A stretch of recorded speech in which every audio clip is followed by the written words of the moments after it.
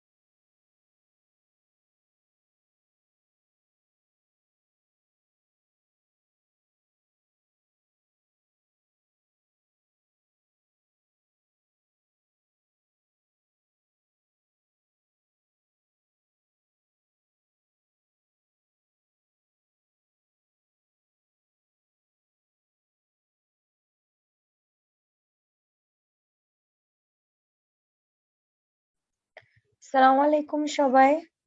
কেমন আছেন সবাই? এখনো সবাই জয়েন করেনি, বাট প্রতিদিনই তো আসলে সব ক্লাসে এরকম নাম্বার অফ স্টুডেন্টসই জয়েন করে। অনেকেই ভুলে যায় বা হয়তো ক্লাস রেকর্ডিং থেকে শুনে নেয়। সো তাহলে আমরা শুরু করে দিই, যেহেতু অলরেডি 9টা 8 বাজে এন্ড আপনারা কয়েকজন জয়েন করেছেন। সো মনে হয় এখন শুরু করে দিতে পারি। আমার কথা ঠিক মতো শোনা যাচ্ছে তো না? আমার আহ কথা যদি ঠিক মতো শোনা যায় তাহলে আমি শুরু করি, কারণ আজকে আবার আমার একটু ইন্টারনেট উইক আছে। বাট আমি চেক করলাম মাত্র। সো আপনারা একটু আমাকে বলেন যে আমার কথা কি শোনা যাচ্ছে। আচ্ছা, ইয়েস। আপু শোনা যাচ্ছে। আচ্ছা, গ্রেট। ঠিক আছে, থ্যাংক ইউ। আজকে আবার আমি জানি না আজকে কি কোন তারিখ। আমার বাসার এখানে ওয়াজ হচ্ছে, তার কারণে খুব জোরে মাইকিং হচ্ছে। সো আপনাদের হয়তো আমার কথার মাঝখানে মাঝখানে একটু মাইকিং এর আওয়াজ টাওয়াজ শুনতে পারেন, ওটা একটু ইগনোর করেন, কিছু করার নাই। বাট আজকে যেহেতু আমাদের ফোর্থ ক্লাস এবং ফাইনাল ক্লাস, সো আজকের মডিউলের পরে আমরা আজকে যে যে বিষয়টা নিয়ে আলোচনা করব, এটা করার পরে আমরা হচ্ছে আপনাদেরকে একটা লেকচার শিট দিয়ে দিব, যেটা বললাম ক্লাস শেষ হওয়ার পরে, গত দিনও বলেছি। আজকে ক্লাস শেষ হওয়ার পরে একটা লেকচার শিট আপনাদের সাথে শেয়ার করব, যেটা হচ্ছে এই 4টা ক্লাসের একেবারে সামারিটা আপনারা হচ্ছে পাবেন। হ্যাঁ, এবং এই 4টা ক্লাসে একটা ব্রিফ সামারি বা যেগুলো বুলেট পয়েন্টস বলা যায়, যেগুলো আসলে কি টেক অ্যাওয়ে, সেগুলো থাকবে। সো কোনো কুইক প্রিপারেশনের জন্য বা মাইন্ডটাকে একটু রিফ্রেশ করার জন্য যে আসলে কি কি পড়েছিলাম, সেই জিনিসগুলো লেকচার শিটে পাবেন। আর ক্লাস রেকর্ডিং যেগুলো আছে সেগুলো তো সবই থাকবে। আর পরবর্তীতে এই কোর্সের সার্টিফিকেটটাও আপনাদেরকে ইমেল করে দেওয়া হবে। সো এছাড়া আমাদের যে স্টুডেন্ট সাপোর্ট গ্রুপ আছে, এটা আরো আমরা কোর্স আজকে শেষ হয়ে গেল, আরো কিছুদিন অ্যাক্টিভ রাখবো। সো এখন যেটা দেখলাম যে আপনাদের ব্যাচে কেউ মানে খুব একটা কোয়েরি করে না, সত্যি কথা বলতে। বাট অন্যান্য ব্যাচ গুলোতে স্টুডেন্ট সাপোর্ট গ্রুপটা খুব অ্যাক্টিভ ছিল, এবং অন্যান্য ব্যাচ গুলোতে আসলে অনেকে অনেক কোয়েশ্চেন করে, যেগুলো আসলে আমরা স্টুডেন্ট সাপোর্ট গ্রুপে সাপোর্ট দেওয়ার চেষ্টা করি বা কোয়েরি গুলো মিট করার চেষ্টা করি। বাট কোনো কারণে আপনাদের ব্যাচটা একটু ইনঅ্যাক্টিভ ছিল এবং আপনাদের ব্যাচ থেকে ওরকম কোনো কোয়েরি স্টুডেন্ট সাপোর্ট গ্রুপে আসেনি। তো তারপরও আমরা হচ্ছে আজকে তো বুধবার, আমরা আজকে বুধবার হলেও এই উইকটা হয়তো আমরা এই স্টুডেন্ট সাপোর্ট গ্রুপটা অ্যাক্টিভ রাখবো। এরপরে আমরা যেহেতু আরেকটা ব্যাচে চলে যাব, তখন হয়তো স্টুডেন্ট সাপোর্ট গ্রুপটা আর অ্যাক্টিভ থাকবে না। সো আপনাদের যদি এর মধ্যে কোনো কোয়েরি থাকে আপনারা জানাতে পারেন আমাকে, আলাদা করেও হোয়াটসঅ্যাপ করতে পারেন, বা হচ্ছে ওই স্টুডেন্ট সাপোর্ট গ্রুপও আপনার কোয়েরিটা আপনি লিখতে পারেন চাইলে। ঠিক আছে। তো আজকে তাহলে আমরা শুরু করে দেই। আমাদের আজকের বিষয়টা আসলে খুবই ইম্পর্টেন্ট, এবং এটাই আজকে আমাদের ফাইনাল টপিক, যেটা দিয়ে আমরা যেটা সাজিয়েছি আমাদের পুরো কোর্সকে, যে একদম জব সার্চিং থেকে শুরু করে জব ল্যান্ডিং পর্যন্ত আপনি আসলে কি কি করবেন, সেই বিষয়গুলো এই কোর্সের মাধ্যমে আপনি জানতে পারছেন। So, আপনি এখন পর্যন্ত যা যা জেনেছেন, তার পরবর্তীতে আপনি যখন জবে রিটেন এক্সাম, যেটা আমরা লাস্ট ক্লাসে পড়লাম, রিটেন এক্সামের পর যখন আপনাকে ভাইবার জন্য কল দেওয়া হবে, তখন আসলে আপনার নেক্সট স্টেপটা কি হবে, আপনি নিজেকে কিভাবে প্রিপেয়ার করবেন, সেই বিষয়টা নিয়ে আসলে আজকের আলোচনা। এবং আজকে আমরা এই বিষয়টা নিয়ে কিছু আপনাদেরকে টিপস দিব, যে আসলে কিভাবে নিজেকে ভাইবার জন্য আরো ভালো করে গ্রুম করতে পারেন, এবং এনজিও তে আসলে স্পেসিফিক্যালি কি ধরনের কোয়েশ্চেন আসে, বা ইন্টারন্যাশনাল অর্গানাইজেশন গুলো যেগুলো ডেভেলপমেন্ট সেক্টরে কাজ করে, সেগুলোতে আসলে কি ধরনের কোয়েশ্চেন আসে। ঠিক আছে, তাহলে আমি স্ক্রিনটা শেয়ার করি।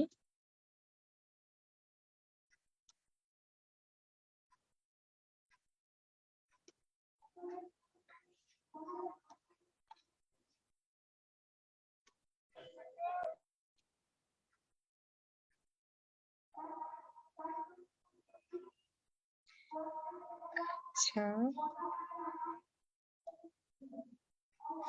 ঠিক আছে, আমার স্ক্রিন তো দেখা যাচ্ছে না এখন।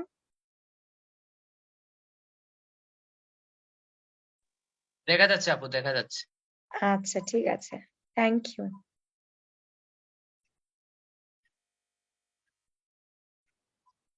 ওকে। সো আজকে আমরা যেটা নিয়ে কথা বলবো বললাম, সেটা হচ্ছে interview preparation for NGO jobs. ঠিক আছে। সো ইন্টারভিউ বা ভাইভা নিয়ে যদি বলি, আমরা কিন্তু জানি এখন কোভিড পরবর্তী সময়ে বা এখন যেহেতু ইটস 2023, ইটস এ নিউ এরা, মানে লিটারালি ইটস এ নিউ এরা। সো এখন আসলে ইন্টারভিউ গুলো শুধু অফলাইনে হচ্ছে না, ইন্টারভিউ গুলো আসলে অনলাইনেও হচ্ছে। সো আমরা এখন যেটা দেখছি যে অনেক ক্ষেত্রে, যেটা রিটেন এক্সামের ক্ষেত্রে আপনাদেরকে গত ক্লাসে বলেছিলাম, যে অনেক সময় এনজিও গুলোতে এখন হচ্ছে ফার্স্টে হচ্ছে একটা রিটেন টেস্ট, খুবই ইনিশিয়াল স্ক্রিনিং এর জন্য হয়তো জাস্ট একটা কোয়েশ্চেন দিয়ে দেয়, কোয়েশ্চেন দিয়ে ইমেল করে দেয়, দিয়ে বলে যে এটার অ্যান্সার করেন। তারপরে যারা হচ্ছে অ্যান্সারে সবচেয়ে ভালো করে তাদেরকে শর্টলিস্ট করে তাদেরকে আসলে নিয়ে আসে ফাইনাল রিটেন এক্সামে।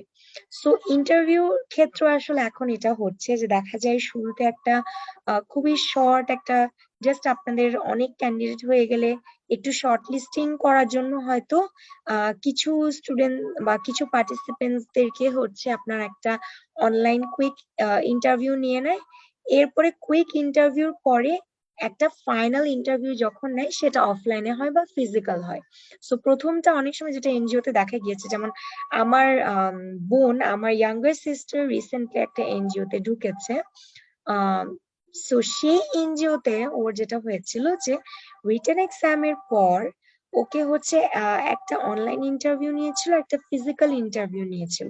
সো এখন ইন্ডাস্ট্রিতে এই ট্রেন্ডটা চালু হয়েছে যে ফার্স্টে একটা অনলাইন ইন্টারভিউ নেওয়া হয়, যেটা হয়তো ধরেন ক্যান্ডিডেট বেশি, সো এতগুলো ক্যান্ডিডেটকে ফিজিক্যাল ইন্টারভিউর জন্য কল না করে শর্ট লিস্ট করে তাদেরকে হচ্ছে একটা অনলাইন ইন্টারভিউ নিয়ে তার মধ্যে হয়তো টপ 5 বা টপ 10 কে ফিজিক্যাল ইন্টারভিউতে ডাকা হয়। সো এই মানসিক প্রস্তুতিটা রাখতে হতে পারে আপনাকে, যে এখন এনজিও জবস বা যে কোনো ধরনের ইন্টারন্যাশনাল ফার্ম যেগুলো, ইন্টারন্যাশনাল অর্গানাইজেশন যেগুলো, সেখানে কিন্তু অনলাইন ইন্টারভিউ হয় অফলাইনের পাশাপাশি। সো এই জিনিসটা আপনাকে একটু মাথায় রাখতে হবে। সো আজকের যে মডিউলটা যেটা বলছিলাম, যে আমাদের ইন্টারভিউ ক্যাটাগরি গুলা কিন্তু এখন অনলাইন এবং ফিজিক্যালও হয়। সো একটা হয়তো অনলাইন প্ল্যাটফর্মে হয়, ফিজিক্যাল। আসলে কোভিড এর পরবর্তী সময়ে, after Covid, what we have seen is এখন আসলে অনলাইনেও অনেক কিছু পসিবল। আগে হয়তো আমরা কোভিড এর আগে আসলে উই ডিডন্ট আন্ডারস্ট্যান্ড যে ওয়ার্ক ফ্রম হোম বা অনলাইন রিটেন এক্সাম বা অফলাইন রিটেন এক্সাম এই বিষয়গুলো যে আসলে হতে পারে। বাট এখন আমরা জানি যেটা আসলে খুব ইজি, এবং এই যে ক্লাস নিচ্ছি আমরা সেটাও অনলাইনে নিচ্ছি, যার কারণে আপনারা বিভিন্ন জায়গা থেকে জয়েন করতে পারছেন, আপনাদেরও কষ্ট করে আসতে হচ্ছে না। Same goes for interviews. দেখা যায় যে বিভিন্ন আম, জায়গা থেকে মানুষ ইন্টারভিউ দেয় এবং অনেক সময় ফিজিক্যাল তাদের জন্য ডিফিকাল্ট হয়ে যায়। প্রথমে একটা ইনিশিয়াল অনলাইন ইন্টারভিউ কিন্তু খুবই ইম্পর্টেন্ট। যেমন আমার ক্ষেত্রে যদি বলি, আমি কিন্তু বেসিক্যালি চিটং এর, আমার বেড়ে ওঠা, জন্ম, স্কুলিং সবকিছুই হচ্ছে চিটং এ। সো আমার ক্ষেত্রে যেটা হয়েছিল যে আমার প্রায় আমি চিটং এ যাওয়া আসা করি, আমার বাবা মা চিটং এ থাকে। সো একটা এনজিওর ইন্টারভিউর জন্য আমি হচ্ছে সেই সময় আমি চিটং এ ছিলাম, মানে ইন্টারভিউটা যে আমি সিলেক্টেড সেটা আমি জানতাম না। সো আমি যখন চিটং এ ছিলাম তখন আমাকে কল দেওয়া হয়েছিল এবং বলা হয়েছিল যে একটা ইন্টারভিউ আছে। সো ইন্টারভিউটার জন্য আমাকে যখন ডাক দেওয়া হয়, আমি ওনাদেরকে পরে যখন আমি দেখলাম যে আমার পক্ষে এত শর্ট নোটিসে, মানে ওনারা ফোন করে আমাকে বললো যে পরের দিনে আমার ইন্টারভিউ। সো আমার কাছে মনে হলো যে এত শর্ট নোটিস আমি আসলে চিটং থেকে ঢাকায় যেতে পারবো না, আমার ইন্টারভিউটা ঢাকায় ছিল। সো তখন আমি ওনাদেরকে রিকোয়েস্ট করি যে আমাকে কি ইন্টারভিউটা অনলাইনে নেওয়া যাবে নাকি, তাহলে আমার জন্য খুবই সুবিধা হয়। এবং ওনারা কিন্তু এইচআর এর সাথে কথা বলে দেখলো যেটা পসিবল, এবং ওনারা কিন্তু আমাকে এই ইন্টারভিউটা অনলাইনে দিতে দিল। এবং এই কারণে আমি খুবই মানে কমফোর্টেবলি পরের দিন অনলাইনে ইন্টারভিউটা দেই এবং আমার ওখানে জবটা হয়েছিল। সো এইটা এই কারণে বললাম যে এখন কিন্তু এই ফ্লেক্সিবিলিটিটা আছে। সো কখনো যদি এরকম হয় যে আপনি একটা এনজিওর জন্য শর্টলিস্টেড হয়েছেন এবং আপনাকে খুব শর্ট নোটিসে কল করে বললো যে আপনাকে ইন্টারভিউ দিতে হবে, তখন আপনি হচ্ছে ওনাদেরকে রিকোয়েস্ট করতে পারেন যে আপনাকে এই ইন্টারভিউটা যাতে অনলাইনে দিতে দেয়। কারণ এখন এই প্রভিশনটা সব এনজিওতে আছে যে অনলাইনে একটা ইন্টারভিউ থাকে। ঠিক আছে? সো এই জিনিসটা এখন আপনারা মাথায় রাখতে পারেন। এছাড়া এছাড়া কিন্তু এমনিতেই অনেক সময় ফার্স্ট স্ক্রিনিংটা অনলাইনে হয়। সো অনলাইনের ক্ষেত্রেও ওই প্রাইমারি সেকেন্ডারি যেটা বললাম সেটা, আর ফিজিক্যালের ক্ষেত্রে দেখা যায় যে একটা ফাইনাল ইন্টারভিউ একদম লাস্টে যখন টপ 5 হয়ে যায় তখন হয়তো একটা ফিজিক্যাল ইন্টারভিউ হয় যেখানে আপনাকে আসতে হবে অফিসে, এবং ওখানে আপনাকে বিভিন্ন ধরনের প্রশ্ন করবে। এরপর একটা ফাইনাল অনবোর্ডিং হতে পারে যেখানে আপনার সাথে স্যালারি নেগোসিয়েশন হতে পারে। সো দেখা যায় যে বড় এনজিও গুলোতে বিভিন্ন স্টেপ থাকে এবং বিভিন্ন প্রসেসের পরে আসলে একজন দেখা যায় রিক্রুটেড হয়, অনেক সময় 2 মাস 3 মাসও লেগে যেতে পারে। যেমন আমার ব্র্যাকের পুরো হায়ারিং প্রসেসটা বলি, একদম interview, written exam, short listing সবকিছু মিলে আমি অ্যাপ্লাই করেছিলাম মনে হয় এই নভেম্বরে, আমি ঢুকেছিলাম হচ্ছে ফেব্রুয়ারিতে। সো বেশ 3 মাসের একটা সময় লেগে গিয়েছিল।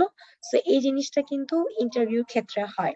সো আপনি যদি দেখেন যে আপনার অনেকদিন সময় লাগছে, আপনাকে গেট ব্যাক করছে না, আপনি হয়তো আশা ছেড়ে দিলেন, এরকমও কিন্তু না। অনেক সময় দেখা যায় যে সময়টাই কম লাগে, সরি মানে সময়টাই বেশি লাগে। সো এই কারণে দেখা যায় যে অনেক সময় খুব আর্জেন্ট কোনো রিক্রুটমেন্ট হলে তখন হয়তো খুব কুইক টাইমের মধ্যে অল্প সময়ের মধ্যে ইন্টারভিউ হয়ে একদম সিলেক্ট করে ফেলে। আবার অনেক সময় একটু লং অনবোর্ডিং প্রসেস হয় যখন ইউজুয়ালি পার্মানেন্ট পজিশন হয়। মানে ফিল্ড, এই জিনিসটা একটু মাথায় রাখবেন, ফিল্ড রিক্রুটমেন্ট যেহেতু মোস্টলি কন্ট্রাকচুয়াল হয়, দেখা যায় ফিল্ডের রিক্রুটমেন্ট গুলো খুব ফাস্ট হয়।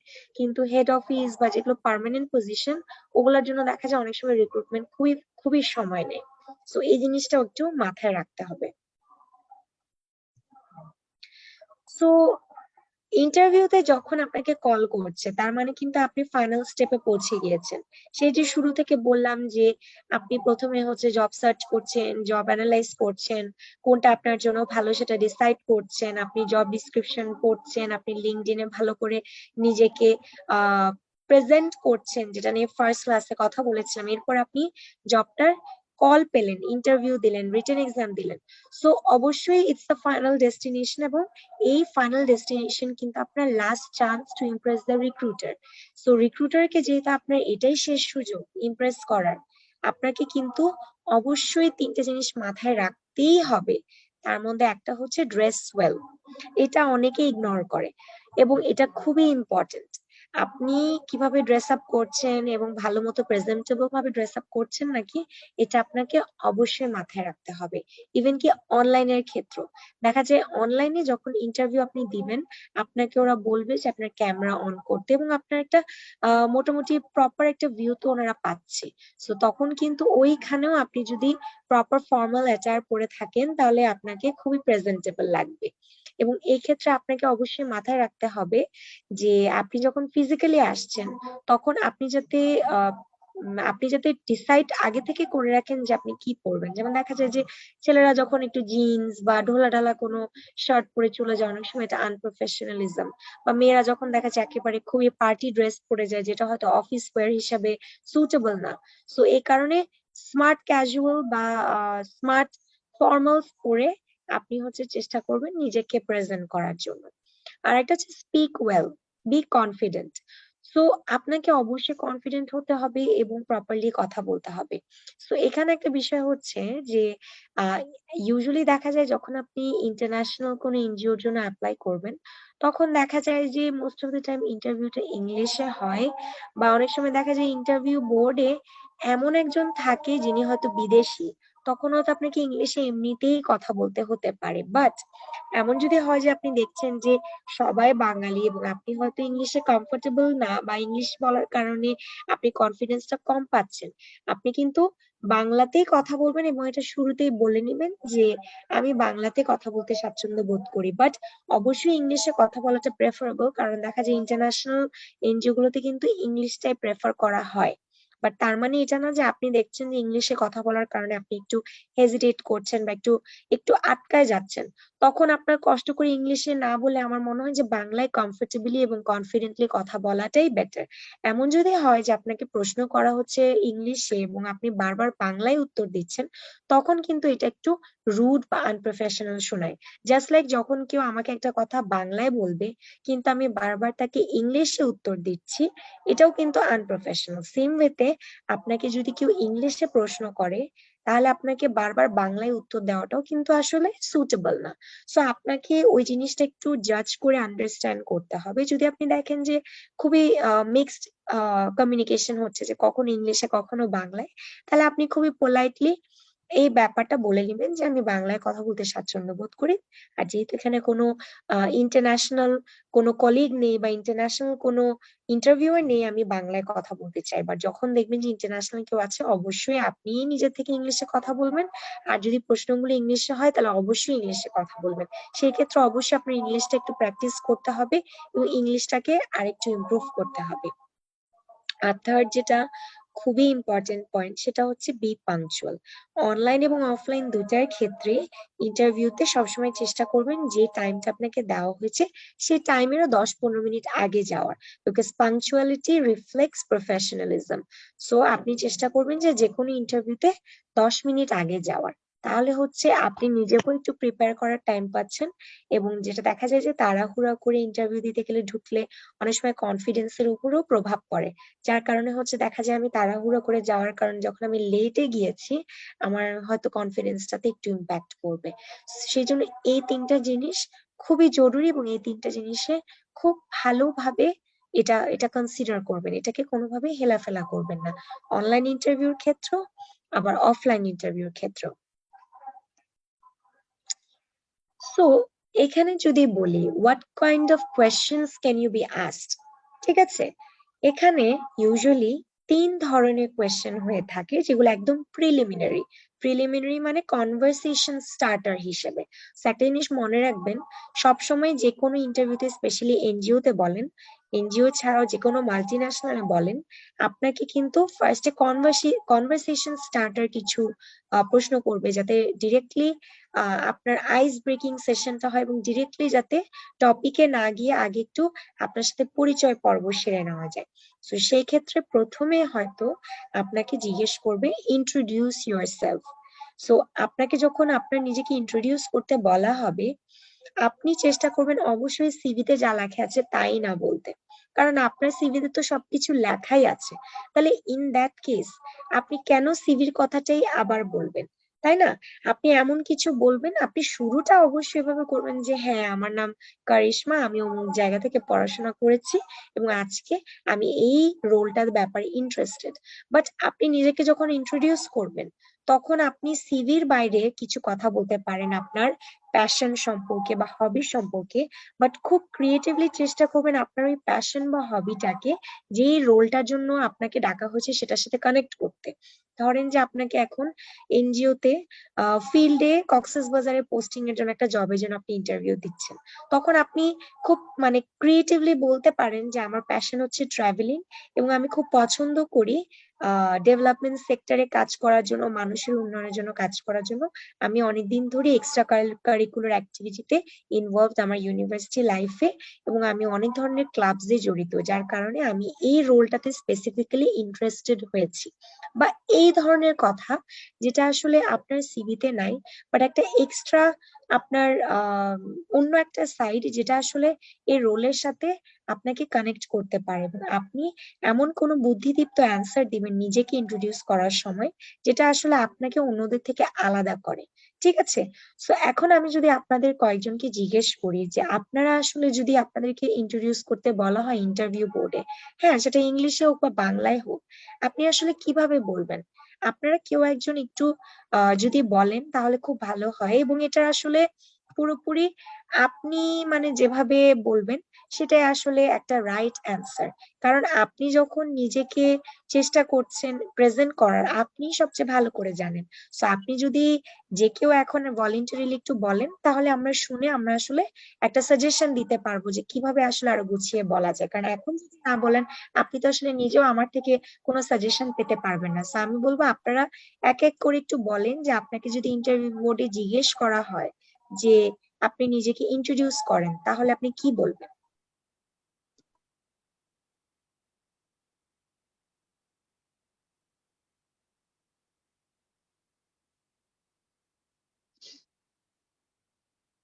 হ্যাঁ, সাদিকুর রহমান, আপনার মাইক অন আছে, আপনি কি বলতে চান? তাহলে আপনি শুরু করেন। আচ্ছা আচ্ছা আচ্ছা আচ্ছা, মাইক অন আছে। যাই হোক, আমি ভাবছিলাম আসলে পরে বলবো, দেখি আর কেউ কিছু বলে কিনা। আচ্ছা যাক, সমস্যা নেই। তো বেসিক্যালি আমাকে যদি এভাবে প্রশ্ন করা হয়, বাবা কোনো ভাইবাতে আমি ফেস করি, প্রথমে এভাবে নিজের সম্পর্কে জানতে চাইলে আমি এভাবে উত্তর দেবো যে আমি তো সাদিকুর রহমান। নর্মালি তারা জানবে যে হ্যাঁ আমি সাদিকুর রহমান, আমি পলিটিক্যাল সায়েন্স নিয়ে মাস্টার্স কমপ্লিট করছি। আমি 2012 সাল থেকে অদ্যাবধি পর্যন্ত বিভিন্ন এনজিও তে বিভিন্ন প্রোগ্রামে কাজ করেছি। তার মধ্যে আমি হেলথ প্রোগ্রামে কাজ করেছি এতদিন যাবত, তারপর এডুকেশন প্রোগ্রামে কাজ করেছি, মাইক্রো ফিন্যান্স প্রোগ্রামে কাজ করেছি, ফিন্যান্সে বর্তমানে আমি কর্মরত আছি। তো এর পাশাপাশি হচ্ছে যে আমি আহ, হ্যাঁ কাজ করেছি। তারপর বর্ণনা দিতে পারি যে হ্যাঁ এইভাবে যেহেতু কাজ করেছি, এক্ষেত্রে আমার বিভিন্ন অভিজ্ঞতা আমি এই কাজের দ্বারা অর্জন করেছি। তো এইখান থেকে আমি একটা অভিজ্ঞতা কথা আপনার সাথে বলতে পারি, শেয়ার করতে পারি যে যে কোনো একটা এই মোমেন্ট তুলে ধরতে পারি। যে কোনো একটা ঘটনা হইতে পারে, যে কোনো একটা প্রোগ্রাম অ্যারেঞ্জ করতে গিয়া কি সাকসেস হয়েছি, সফলতা একটা তুলতে পারি, বলতে পারি এখানে, বা ব্যর্থতা একটা তাহলে সেটা বলতে পারি নিজের সম্পর্কে বলার সময়, এক্সেট্রা হিসেবে আর কি সাজিয়ে গেছে বলবো। রাইট। সো ধরেন আপনাকে শুরুতেই বলছে যে ইন্ট্রোডিউস ইউরসেলফ, বা আপনি একটু নিজেকে নিয়ে আমাদেরকে নিজেকে পরিচয় করিয়ে দেন, তখনই কিন্তু আপনি ডিরেক্টলি জাম্প করবেন না আপনার প্রফেশনাল লাইফ নিয়ে। কারণ ওরা জানতে চাচ্ছে আপনার সম্পর্কে। কারণ আপনি আপনি কোথায় কাজ করেছেন, কতদিন কাজ করেছেন, কি কি নিয়ে কাজ করেছেন, আপনার অভিজ্ঞতা বা আপনার সাফল্য, এই বিষয়গুলো কিন্তু মোটামুটি আপনার সিভিতে আছে এবং সিভিতে ওরা পড়ে নিতে পারছে। কিন্তু যখন আপনাকে নিজেকে ইন্ট্রোডিউস করতে বলা হচ্ছে, জি চেষ্টা করবেন এমন কিছু বলার যেটা আপনার সিভিতে নাই। যেমন আমরা সবসময় বলি যে সিভিতে আপনার হবি, তারপরে আপনার বাবার নাম কি, মার নাম কি, আপনার বার্থ ইয়ার বা এই ধরনের ইনফরমেশন, আপনি যেগুলো পার্সোনাল ডিটেলস, সেগুলো না দিয়ে সিভিতে ফোকাস করবেন প্রফেশনাল লাইফের অ্যাকমপ্লিশমেন্টস, অ্যাচিভমেন্টস এবং স্কিল সেটস নিয়ে। কিন্তু যখন ইন্টারভিউতে যাবেন, তখন কিছু কিছু মানে ইনফরমেশন, যেমন আপনার প্যাশনের জায়গা, আপনার হবির জায়গা, যেটা হয়তো আপনি কানেক্ট করতে পারেন ডেভেলপমেন্ট সেক্টর নিয়ে। বা আমি সবসময় এনজিও তে কাজ করতে আগ্রহী ছিলাম, কারণ এনজিও তে কাজ করে আমি মনে করি যে আমি মানুষের জন্য কিছু করতে পারবো, বাংলাদেশের জন্য কিছু করতে পারবো। এই ধরনের কিছু ইন্সপায়ারিং কথা যদি আপনাকে ইন্ট্রোডিউস করার সময় বলতে পারেন, জি তাহলে জি। কিন্তু সিভির বাইরে কিছু কথা বলা হচ্ছে যেটা হয়তো আপনার আপনাকে অন্যান্য ক্যান্ডিডেটদের থেকে আরেকটু আলাদা করবে। কারণ দেখা যাবে সব ক্যান্ডিডেটই যখন জিজ্ঞেস করা হবে যে আপনি নিজেকে একটু ইন্ট্রোডিউস করেন, 90% ক্যান্ডিডেট আসলে সিভিতে যা লেখা আছে তাই বলবে। সো আপনি যদি অন্যদের থেকে একটু আলাদা বলেন, আপনাকে কিন্তু মনে রাখবে। ঠিক আছে? সো আমি একটু অন্য কারোর থেকে এখন জানতে চাই, সাদিকুর রহমান ভাই খুবই আচ্ছা, আপু আপু অ্যাক্টিভ একটা আমাদের প্রশ্ন, প্লিজ। ক্লাসে। কোশ্চেন ছিল, খুবই। একটু কোশ্চেন ছিল। জি জি বলেন। কোশ্চেনটা হচ্ছে ধরেন যে কোনো পারপাসে হোক, প্রজেক্ট হোক, মানে যে কোনো প্রজেক্ট হোক। এখন আমি অ্যাপ্লাই করছি ধরেন একটা পোস্টে, এক্সাম্পল অফিসার, হ্যাঁ, আর একটা সার্কুল আছে সিনিয়র অফিসার। আপু বুঝছেন বিষয়টা, একটা হচ্ছে হুম। অফিসার, একটা হচ্ছে সিনিয়র অফিসার। এখন আমি করেছি মূলত সিনিয়র অফিসারে অ্যাপ্লাই করার পরে আমাকে তারা ডাকছে পরীক্ষা দেওয়ার জন্য। তো আমি যখন পরীক্ষা দিতে গেলাম ওইখানে, যাওয়ার পরে ভাইবা যখন ফেস করছি, তখন তারা পরীক্ষা যে নিছে, দেখেছে যে প্রশ্নের সম্মুখীন হচ্ছে অফিসার। তে that's why তখন প্রশ্ন করছিলাম যে আসলে তো আমি তো সিনিয়র পোস্টের জন্য আমি আবেদন করেছি, বাট অফিসার কেন? তখন তারা বলছে যে ঠিক আছে আপনার পরীক্ষা দেন এখান থেকে, যারা যোগ্য মনে করি তাদেরকে আমরা সিনিয়র অফিসার বানাবো। তো যখন পরীক্ষা দিলাম, ভাইবা হইলো, তার মধ্য থেকে যখন ভাইবা ফেস করছি, তখন সরাসরি কিছু প্রশ্ন করা হয়েছে যে আমরা আপনাকে অফিসার হিসেবে নিয়োগ দিতে চাই, আপনি কি কাজ করতে ইচ্ছুক কিনা, আমরা আপনাকে সিনিয়র অফিসার হিসেবে আপাতত দেব না। সেটা আমার ভাইবার জন্যই হোক আর নর্মালি হোক। তো সাধারণত যেটা শিখছি যে ভাইবাতে ফেস করলে পরে প্রত্যেকটা উত্তর পজিটিভ যেন দেই, যে বাংলাদেশের যে কোনো জায়গায় দেওয়া হবে আপনাকে, আপনি কি কাজ করতে ইচ্ছুক, তখন তো তা বলতে হবে হ্যাঁ যে কোনো জায়গায় দেওয়া ইচ্ছুক, আমি কাজ করবো। তো ওইভাবে পজিটিভলি উত্তর দেয়াতে দেখা গেছে যে আসলে অফিসার থেকে দেয়া হয় না, সিনিয়র অফিসার দেওয়া হয় না, মূলত অফিসারই দেওয়া হয়েছে এবং স্টেট কার্ড প্রশ্ন এইভাবে করাইছে। তো এই ধরনের প্রশ্নের সম্মুখীন যদি হয় না সময়, যে স্টেট কার্ড উত্তরগুলি, যে স্যালারি আপনি অত দিব এত করবেন কিনা, বা আপনি এই পোস্টে দিব আমরা আপাতত এটা করবেন কিনা, তখন কি আমার ডিমান্ডটা কি আসলে থাকলে সবচেয়ে বেটার হয়? এটা কি পজিটিভ উত্তর দিব, নাকি অন্য কোনো ভাবে উত্তর দেয়া যায়? আচ্ছা, এখানে আসলে পুরোপুরি ডিপেন্ড করে যে আপনার সিচুয়েশন কেমন বা আপনার আসলে প্রায়োরিটি কি।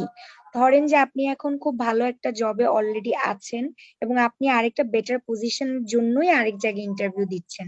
এই অবস্থায় আপনার কিন্তু উইন উইন সিচুয়েশন, যে আপনাকে যদি এই জবটা অফার করা হয় তাহলেও আপনার খুব ভালো, আবার যদি কোনো কারণে আপনার জবটা পছন্দ না হয় আপনি আপনার কারেন্ট অর্গানাইজেশনে কন্টিনিউ করতে পারবেন।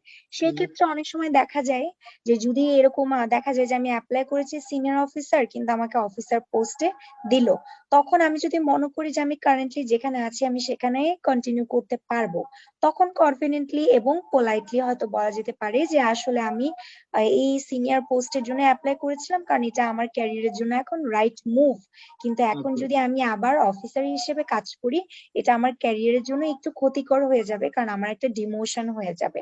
আমি ওকে। আসলে ডিমোশনটা চাচ্ছি না, কিন্তু আমি আপনাদের অর্গানাইজেশনে কাজ করতে খুবই আগ্রহী, তাই আমি মনে আচ্ছা। করি আপনাদের অর্গানাইজেশনে আমি কাজ করতে চাই এই পোস্টে, তাহলে আমি অনেক ভালো করতে পারবো। কারণ আমি যদি আরো নিচের পোস্টে কাজ করি যেটার জন্য আসলে আমি অ্যাপ্লাই করিনি, তাতে আমারই ক্ষতি হবে এবং at the end of the day আমি পারফর্ম করতে পারবো না। সো উত্তরটা আপনি পজিটিভলি বলবেন, কিন্তু আপনার উত্তরটা কিন্তু নো, কিন্তু নোটাও কিন্তু আপনি পজিটিভের মতো করেই বলবেন যে আমি আসলে আপনাদের অর্গানাইজেশনে কাজ করতে খুবই আগ্রহী। সো আমাকে হুম। যদি একটা সুযোগ দেওয়া হয় আমি মনে করি আমি ভালো করতে পারবো, কিন্তু আমাকে ওকে। যদি একটা ডিমোশন পোস্ট দেওয়া হয় যেটার জন্য আসলে আমি অ্যাপ্লাই করিনি, তাতে হুম। কিন্তু আমি ভালো করতে পারবো না, কারণ আমি তাহলে আমার নিজেকে প্রুফ করতে পারবো না। সো অনেক সময় অনেক নেগেটিভ কথাও কিন্তু পজিটিভলি বললে সেটা কিন্তু একটা কাজে দেয়। আবার ধরেন এখন আপনার কোনো রাইট। অপশন নাই, আপনি এখন চাকরিটাই আপনার মেইন, অ্যাপ্লাই করেছেন হুম। সিনিয়র এক্সিকিউটিভ বা অফিসারে, কিন্তু আপনি এখন অফিসারের রোল পেয়েছেন এবং আপনি দেখছেন যে এই চাকরি যদি আপনি না নেন তাহলে আপনি অনেকদিন হয়তো আপনাকে বেকার বসে থাকতে হবে। তখন সেই ক্ষেত্রে আপনার যদি এখন চাকরিটা খুবই দরকার হয় বা আপনি মনে করেন আমি এখানে ঢুকে যাই, ঢোকার পরে হুম। আমি কয়েকদিন কাজ করে না হয় সিনিয়র অফিসার হিসেবে আরেকবার ট্রাই করব, তো সেই ক্ষেত্রে আপনি হয়তো নিয়ে নিতে পারেন পজিশন, যেটা পুরাটা আসলে আপনার ইচ্ছা বা আপনার চয়েসের উপরেই ডিপেন্ড করে।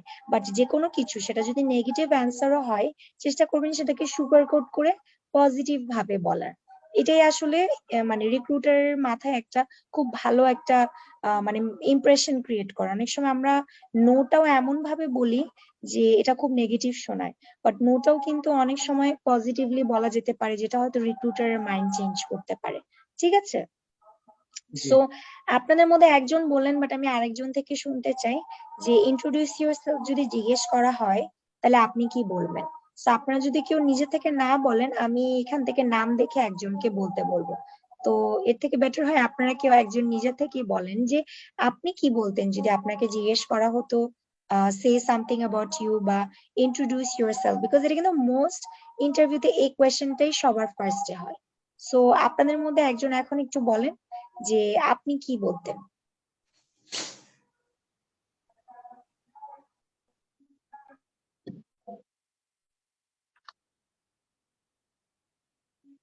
হ্যালো, আসসালামু আলাইকুম আপু। জি, ওয়ালাইকুম আসসালাম আপু, বলেন। আমি কি বাংলায় বলবো না ইংলিশে? আপনার যেটাতে কমফোর্টেবল মনে হয় এবং মনে হয় আপনি আরো গুছিয়ে বলতে পারবেন আপনি সেভাবেই বলেন, কোনো সমস্যা নেই। আহ, আচ্ছা, আমার নাম হচ্ছে সুস্মিতা রশিদ ঝিনুক। আমি হচ্ছে মানে আচ্ছা আমি ইংলিশে বলি, সরি। সেটা হচ্ছে আসসালামু আলাইকুম, আই এম সুস্মিতা রশিদ ঝিনুক। I am belong to my home district Brahmanbaria. Now I am live in Dhaka and I have completed my graduation in Chittagong University, and I recently I'm completed my post graduation in Bangladesh University of Professional BUP, and in develop my professional master's course name is Development Studies, and now I'm working as an executive assistant uh, at uh, at an agency, and that's it. Okay আপু, thank you. So thank you যে আপনি confidently ইংলিশে বলার চেষ্টা করেছেন, এটা খুবই ভালো, কারণ দেখা যায় যে আপনি যদি সবসময় প্র্যাকটিস করেন দেখা যায় এনজিও গুলোতে কিন্তু অনেক সময় আপনার ইংলিশ স্পিকিং স্কিলসটা দেখার জন্য শুরুতে একটু ইংলিশে প্রশ্ন করে, এরপরে হয়তো আস্তে আস্তে যখন ফ্লোটা চলে আসে তখন হয়তো বাংলা মিক্স করে কথা বলে, বাট প্রেফারেবল হচ্ছে আপনি নোটিস করবেন যে যে ইন্টারভিউ নিচ্ছে সে কিভাবে কথা বলছে এবং তার কথা বলার ধরন দেখে আপনি ওভাবে উত্তর দিবেন। আপনি যদি দেখেন যেমন আমি যদি বলি আমার ইন্টারভিউর সময় আমার সাথে কিছু কিছু মানুষ আমাকে ইংলিশে প্রশ্ন করছিল, তখন আমি ইংলিশে উত্তর দিচ্ছিলাম। আবার আমার ইন্টারভিউ বোর্ডে যেমন একসাথে 4-5 জন ছিল, তো কেউ কেউ আমাকে একেবারে ফুললি ইংলিশে প্রশ্ন করছিল, তখন আমি ওনাকে ফুললি ইংলিশে অ্যান্সার দিয়েছি। আবার কেউ কেউ আমাকে একদম বাংলায় প্রশ্ন করছিল, আমিও একটা বারের জন্য কোন ইংলিশ শব্দ না বলে পুরোটাই বাংলায় বলেছি। তো আমার কাছে মনে হয় হয়তো বা এটা একটা মানে সাবকনসিয়াসলি ওনারা আসলে টেস্ট করার চেষ্টা করছিল যে আমি ইংলিশ বাংলা দুটাতেই পারদর্শী নাকি, আমাকে বুঝতে দিতে চাচ্ছিল না, বাট ওনারা আসলে টেস্ট করার চেষ্টা করছিল যে আমি কোনটাতে বেশি পারদর্শী বা আমি দুটাতে পারদর্শী নাকি। So what I did was, আমি যখন যে যে ল্যাঙ্গুয়েজে প্রশ্ন করছিল একদম সেই ল্যাঙ্গুয়েজে অ্যান্সার দিচ্ছিলাম। তো এটা করলেও কিন্তু আসলে ওনারা বুঝতে পারবে যে আপনার অবজারভেশন পাওয়ার কত স্ট্রং, যে আপনি খেয়াল করছেন কে কিভাবে প্রশ্ন করছে। সো এটাও কিন্তু খুবই ইম্পর্টেন্ট। সো আবারও যেটা বললাম যে যখন আপনাদেরকে ইন্ট্রোডিউস করতে বলবে, চেষ্টা করবেন যে সিভিতে যা দেওয়া আছে তার বাইরে একটু নিজেকে প্রেজেন্ট করার। ঠিক আছে? সো এটা তো গেল প্রথম আইস ব্রেকিং টাইপের প্রশ্নগুলো। এরপরে দেখা যায় আপনাকে আপনার প্রিভিয়াস ওয়ার্ক সম্পর্কে জিজ্ঞেস করবে, এটাও খুবই কমন এবং এটা এনজিওর বাইরেও কিন্তু অন্যান্য যেসব আপনি অর্গানাইজেশনে মানে ইন্টারভিউ দিবেন বা মাল্টি ন্যাশনালে আমি কর্পোরেটে যেটা ফেস করেছি এগুলো সবসময় করে, কারণ একটু আন্ডারস্ট্যান্ড করার চেষ্টা করে যে আপনার আগের কাজে আপনি আসলে কি করতেন। এবং sometimes excuse me, sometimes to actually check যে আপনি নিজে if you're clear about your role। অনেক সময় দেখা যায় আমরা একটা জায়গায় চাকরি করি, যখন আমরা টানা কাজ করে যাই, বাট যখন আমাকে কেউ জিজ্ঞেস করে যে আপনি আসলে এখানে কি করতেন, দেখা যায় আমি বলতে পারি না বা আমি গুছিয়ে বলতে পারি না। if I am not clear myself what I'm doing, তাহলে the other person who's asking me সে কিভাবে ক্লিয়ার হবে। So it's very very important যে আপনি আপনার প্রিভিয়াস ওয়ার্কটা আসলে আপনি কি করেন বা কারেন্টলি আপনি কি কাজ করছেন সেটাকে আপনি গুছিয়ে বলতে পারা। এখানে একটা খুবই ইম্পর্টেন্ট পয়েন্ট হচ্ছে, আপনাকে যদি জিজ্ঞেস করে যে আপনি এই কারেন্টলি আপনার রোলে কি করছেন, আপনি কিন্তু শুধু হ্যাঁ আমি আমার কারেন্ট রোলে একজন এক্সিকিউটিভ, আমি প্রজেক্ট ইমপ্লিমেন্টেশন করি, বাস এতটুকু বলবেন না। আপনি এই রোলে কাজ করে এক্সট্রা কি অ্যাচিভ করতে পেরেছেন অর্গানাইজেশনের জন্য সেটা বলবেন। ধরেন আমাকে যদি জিজ্ঞেস করা হয় আপনি এখন ব্র্যাকে কমিউনিকেশনস দেখছেন, so as a communications person আপনি কি কাজ করেন, তখন আমি যদি শুধু বলি আমি ওয়েবসাইট ম্যানেজ করি, আমি সোশ্যাল মিডিয়া ম্যানেজ করি, আমি মার্কেটিং ম্যাটেরিয়ালস বানাই, আমি মিডিয়ার কাজগুলো হ্যান্ডেল করি, আমি হচ্ছে বিভিন্ন ধরনের ভিডিও তৈরি করি, এটা তো আমি প্রতিদিন করছি। বাট আমি যদি জিনিসটা এভাবে বলি যে আমি হচ্ছে বিভিন্ন ধরনের ভিডিও তৈরি করি, তার মধ্যে এই বছর আমি 5টা ভিডিও তৈরি করেছি বিভিন্ন ইম্পর্টেন্ট সাবজেক্টে, যেগুলোর কারণে আমাদের প্রজেক্টে অনেক মানুষকে আমরা এডুকেট করতে পেরেছি। বা আমি নিউজ পেপারে অনেকগুলো লেখা ছাপিয়েছি যেগুলোর মাধ্যমে আমরা অনেকগুলো ডোনার ফান্ডেড প্রজেক্ট পেয়েছি। মানে কথাটা বুঝতে পারছেন? আপনি কি করছেন প্রতিদিন সেটার পাশাপাশি আপনি যে কাজটা করছেন তার কারণে কি কি অ্যাচিভমেন্ট হয়েছে আপনার বা অর্গানাইজেশনের, সেটা কিন্তু বলাটা খুবই ইম্পর্টেন্ট। তাহলে আপনি যে আপনার কাজটাকে প্রেজেন্ট করতে পারেন প্রপারলি, এই জিনিসটা হাইলাইট হবে। আর নেক্সট হচ্ছে আপনি যে পজিশনটার জন্য অ্যাপ্লাই করেছেন সেই পজিশনটা কি আপনি বুঝেন নাকি, এটাও ইম্পর্টেন্ট। যার কারণে আমি বারবার বলি আপনি যে অ্যাডভার্টাইজমেন্টটাতে অ্যাপ্লাই করবেন সেখানে যে জব ডিসক্রিপশনটা লেখা থাকবে সেটা খুবই খুবই ভালো করে পড়বেন, পারলে একটা স্ক্রিনশট নিয়ে রাখবেন। কারণ হচ্ছে অনেক সময় ওই জব ডিসক্রিপশনে যেই রোলস এন্ড রেসপন্সিবিলিটিস লেখা থাকে সেখান থেকে কিন্তু কোয়েশ্চেন আসে। ঠিক আছে? সেখান থেকে দেখা যায় আপনাকে জিজ্ঞেস করে যাচ্ছে এখানে যে জব ডিসক্রিপশনে লেখা ছিল এটা করতে আপনি কি এটা পারেন, বা এটা আপনাকে দিলে আপনি কিভাবে করবেন, এটা আপনি কিভাবে ভ্যালু অ্যাড করবেন। তো এই কারণে জব ডিসক্রিপশনটা অবশ্যই ভালো করে পড়ে যাবেন। অনেক সময় দেখা যায় আমরা জব ডিসক্রিপশনে খালি 1-2টা লাইন করে অ্যাপ্লাই করে দিই, যখন ইন্টারভিউ বা রিটেন টেস্টে কোনো প্রশ্ন আসে আমি মনেই করতে পারি না যে আরে জেডিতে কি এরকম কিছু লেখা ছিল। এই জন্য জব ডিসক্রিপশন তো পড়বেনই পড়বেন, সেটার প্রত্যেকটা ডিসক্রিপশনে কি কি চাওয়া হচ্ছে সেটা ভালো করে প্রিপেয়ার করে যাবেন। ধরেন এমন কোনো ছোটখাটো সফটওয়্যারের কথা বলা হলো সেটা আপনি খুব ভালো জানেন না, তখন ইন্টারভিউর আগে ভালো করে আপনি গুগল করে যাবেন ওটার বিষয়ে, যাতে আপনি অ্যাটলিস্ট গুগল করে বলতে পারেন যে হ্যাঁ আমি এই বিষয়টা জানি এবং মোটামুটি আমার আইডিয়া আছে। এবং ওয়েবসাইট খুব ভালো করে পড়ে যাবেন, যে অর্গানাইজেশনের জন্য অ্যাপ্লাই করছেন সেই অর্গানাইজেশনের ওয়েবসাইটটা ভালো করে পড়ে যাবেন।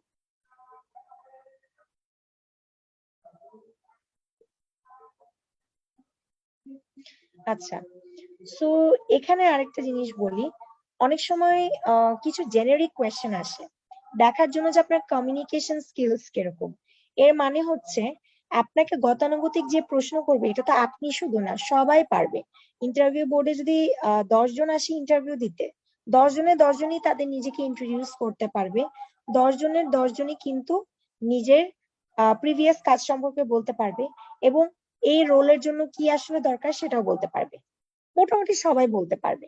কিন্তু যাদেরকে এই ধরনের কমিউনিকেশন স্কিল ম্যাচ করার প্রশ্ন করা হবে, তখনই বোঝা যাবে কে কত বেশি গুছিয়ে কথা বলতে পারে বা কে কত বেশি প্রেজেন্টেবল।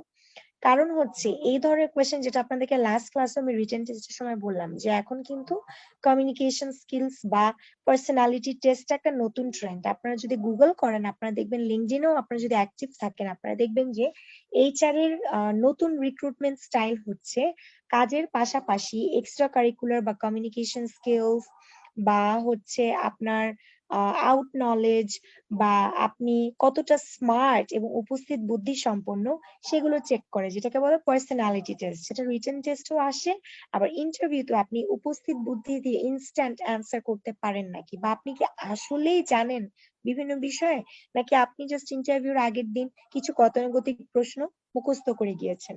এই বিষয়গুলো কিন্তু টেস্ট করা হয়। So it's very important that you improve your communication skills, you improve your self.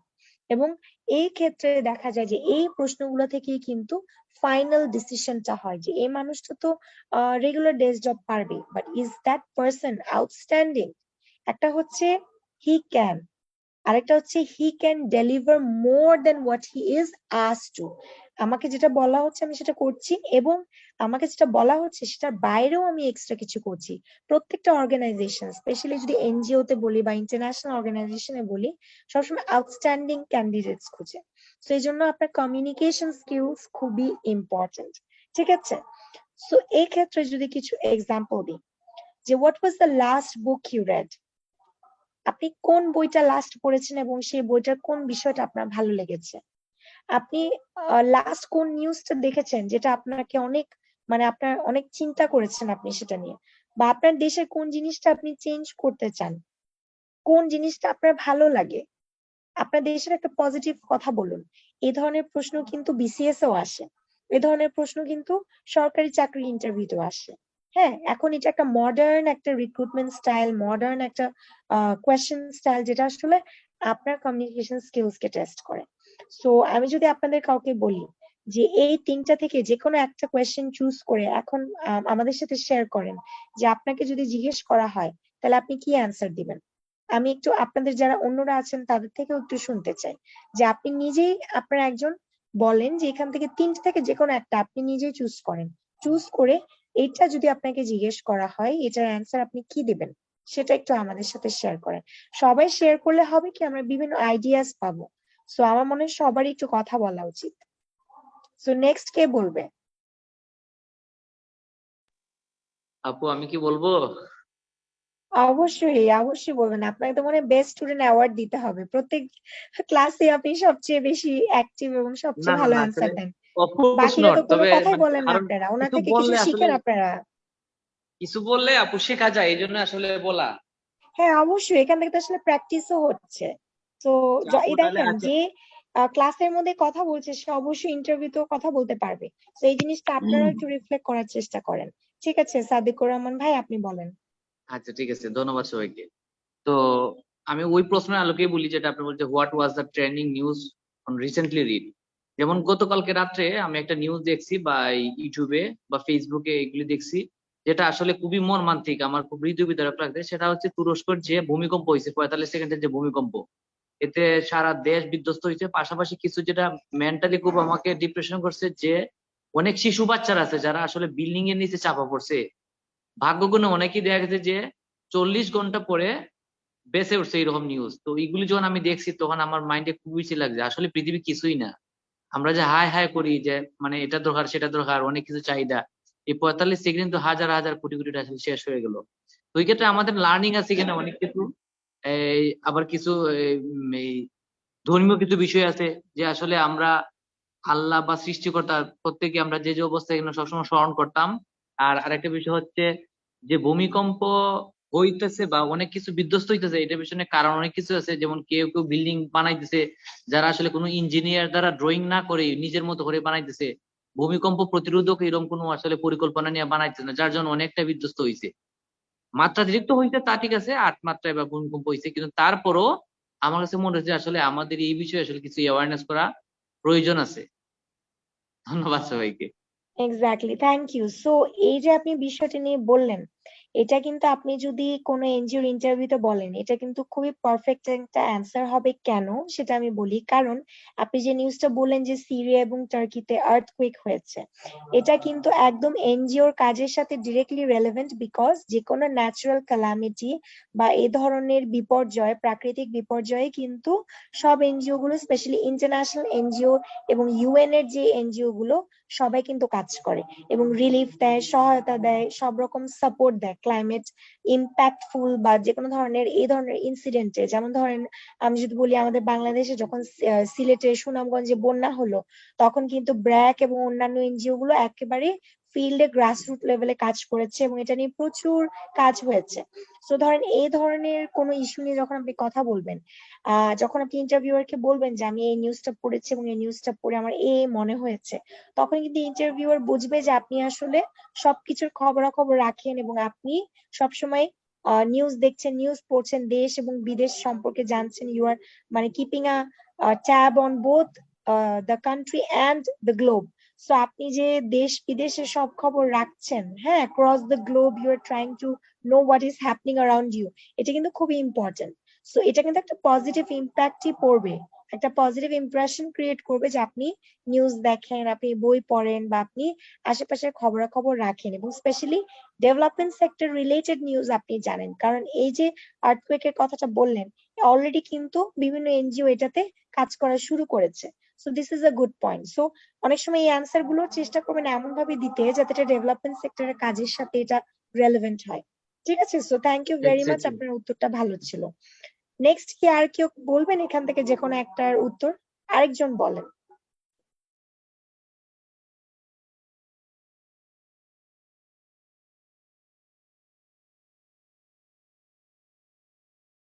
আপনারা একটু বললে ভালো হয়, কারণ আপনারা তাহলে নিজেরাও কিন্তু আইডিয়া জেনারেট করতে পারবেন। তো আমি আরেকবার বলছি, আপনাদের মধ্যে আরেকজন একটু একটা অ্যান্সার দেন, আরেকজন একটু অন্য একটা প্রশ্ন নিয়ে বলতে পারেন। এবং এখানে তো বললাম কোনো রাইট এন্ড রং অ্যান্সার নেই, তো আসলে ভয় পাওয়ার কিছু নেই।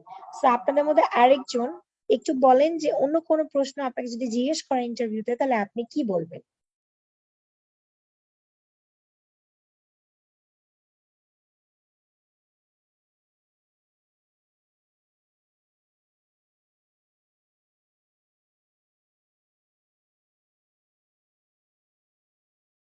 আচ্ছা, ঠিক আছে, তাহলে আপনাদের যেহেতু কথা বলার ইচ্ছা নেই, তাহলে তো আর কিছু করার নাই। আপনারা এই জিনিসগুলো তাহলে একটু নিজেরা নিজেরা একটু চিন্তা ভাবনা করেন, প্র্যাকটিস করেন যে এই ধরনের আউট অফ দ্য বুক বা রেগুলার কোয়েশ্চেনের বাইরে যদি আপনাকে এ ধরনের একটু আহ কি বলবো, একটু out of the box question করা হয়, সেই ক্ষেত্রে আপনি কিভাবে গুছিয়ে বলবেন।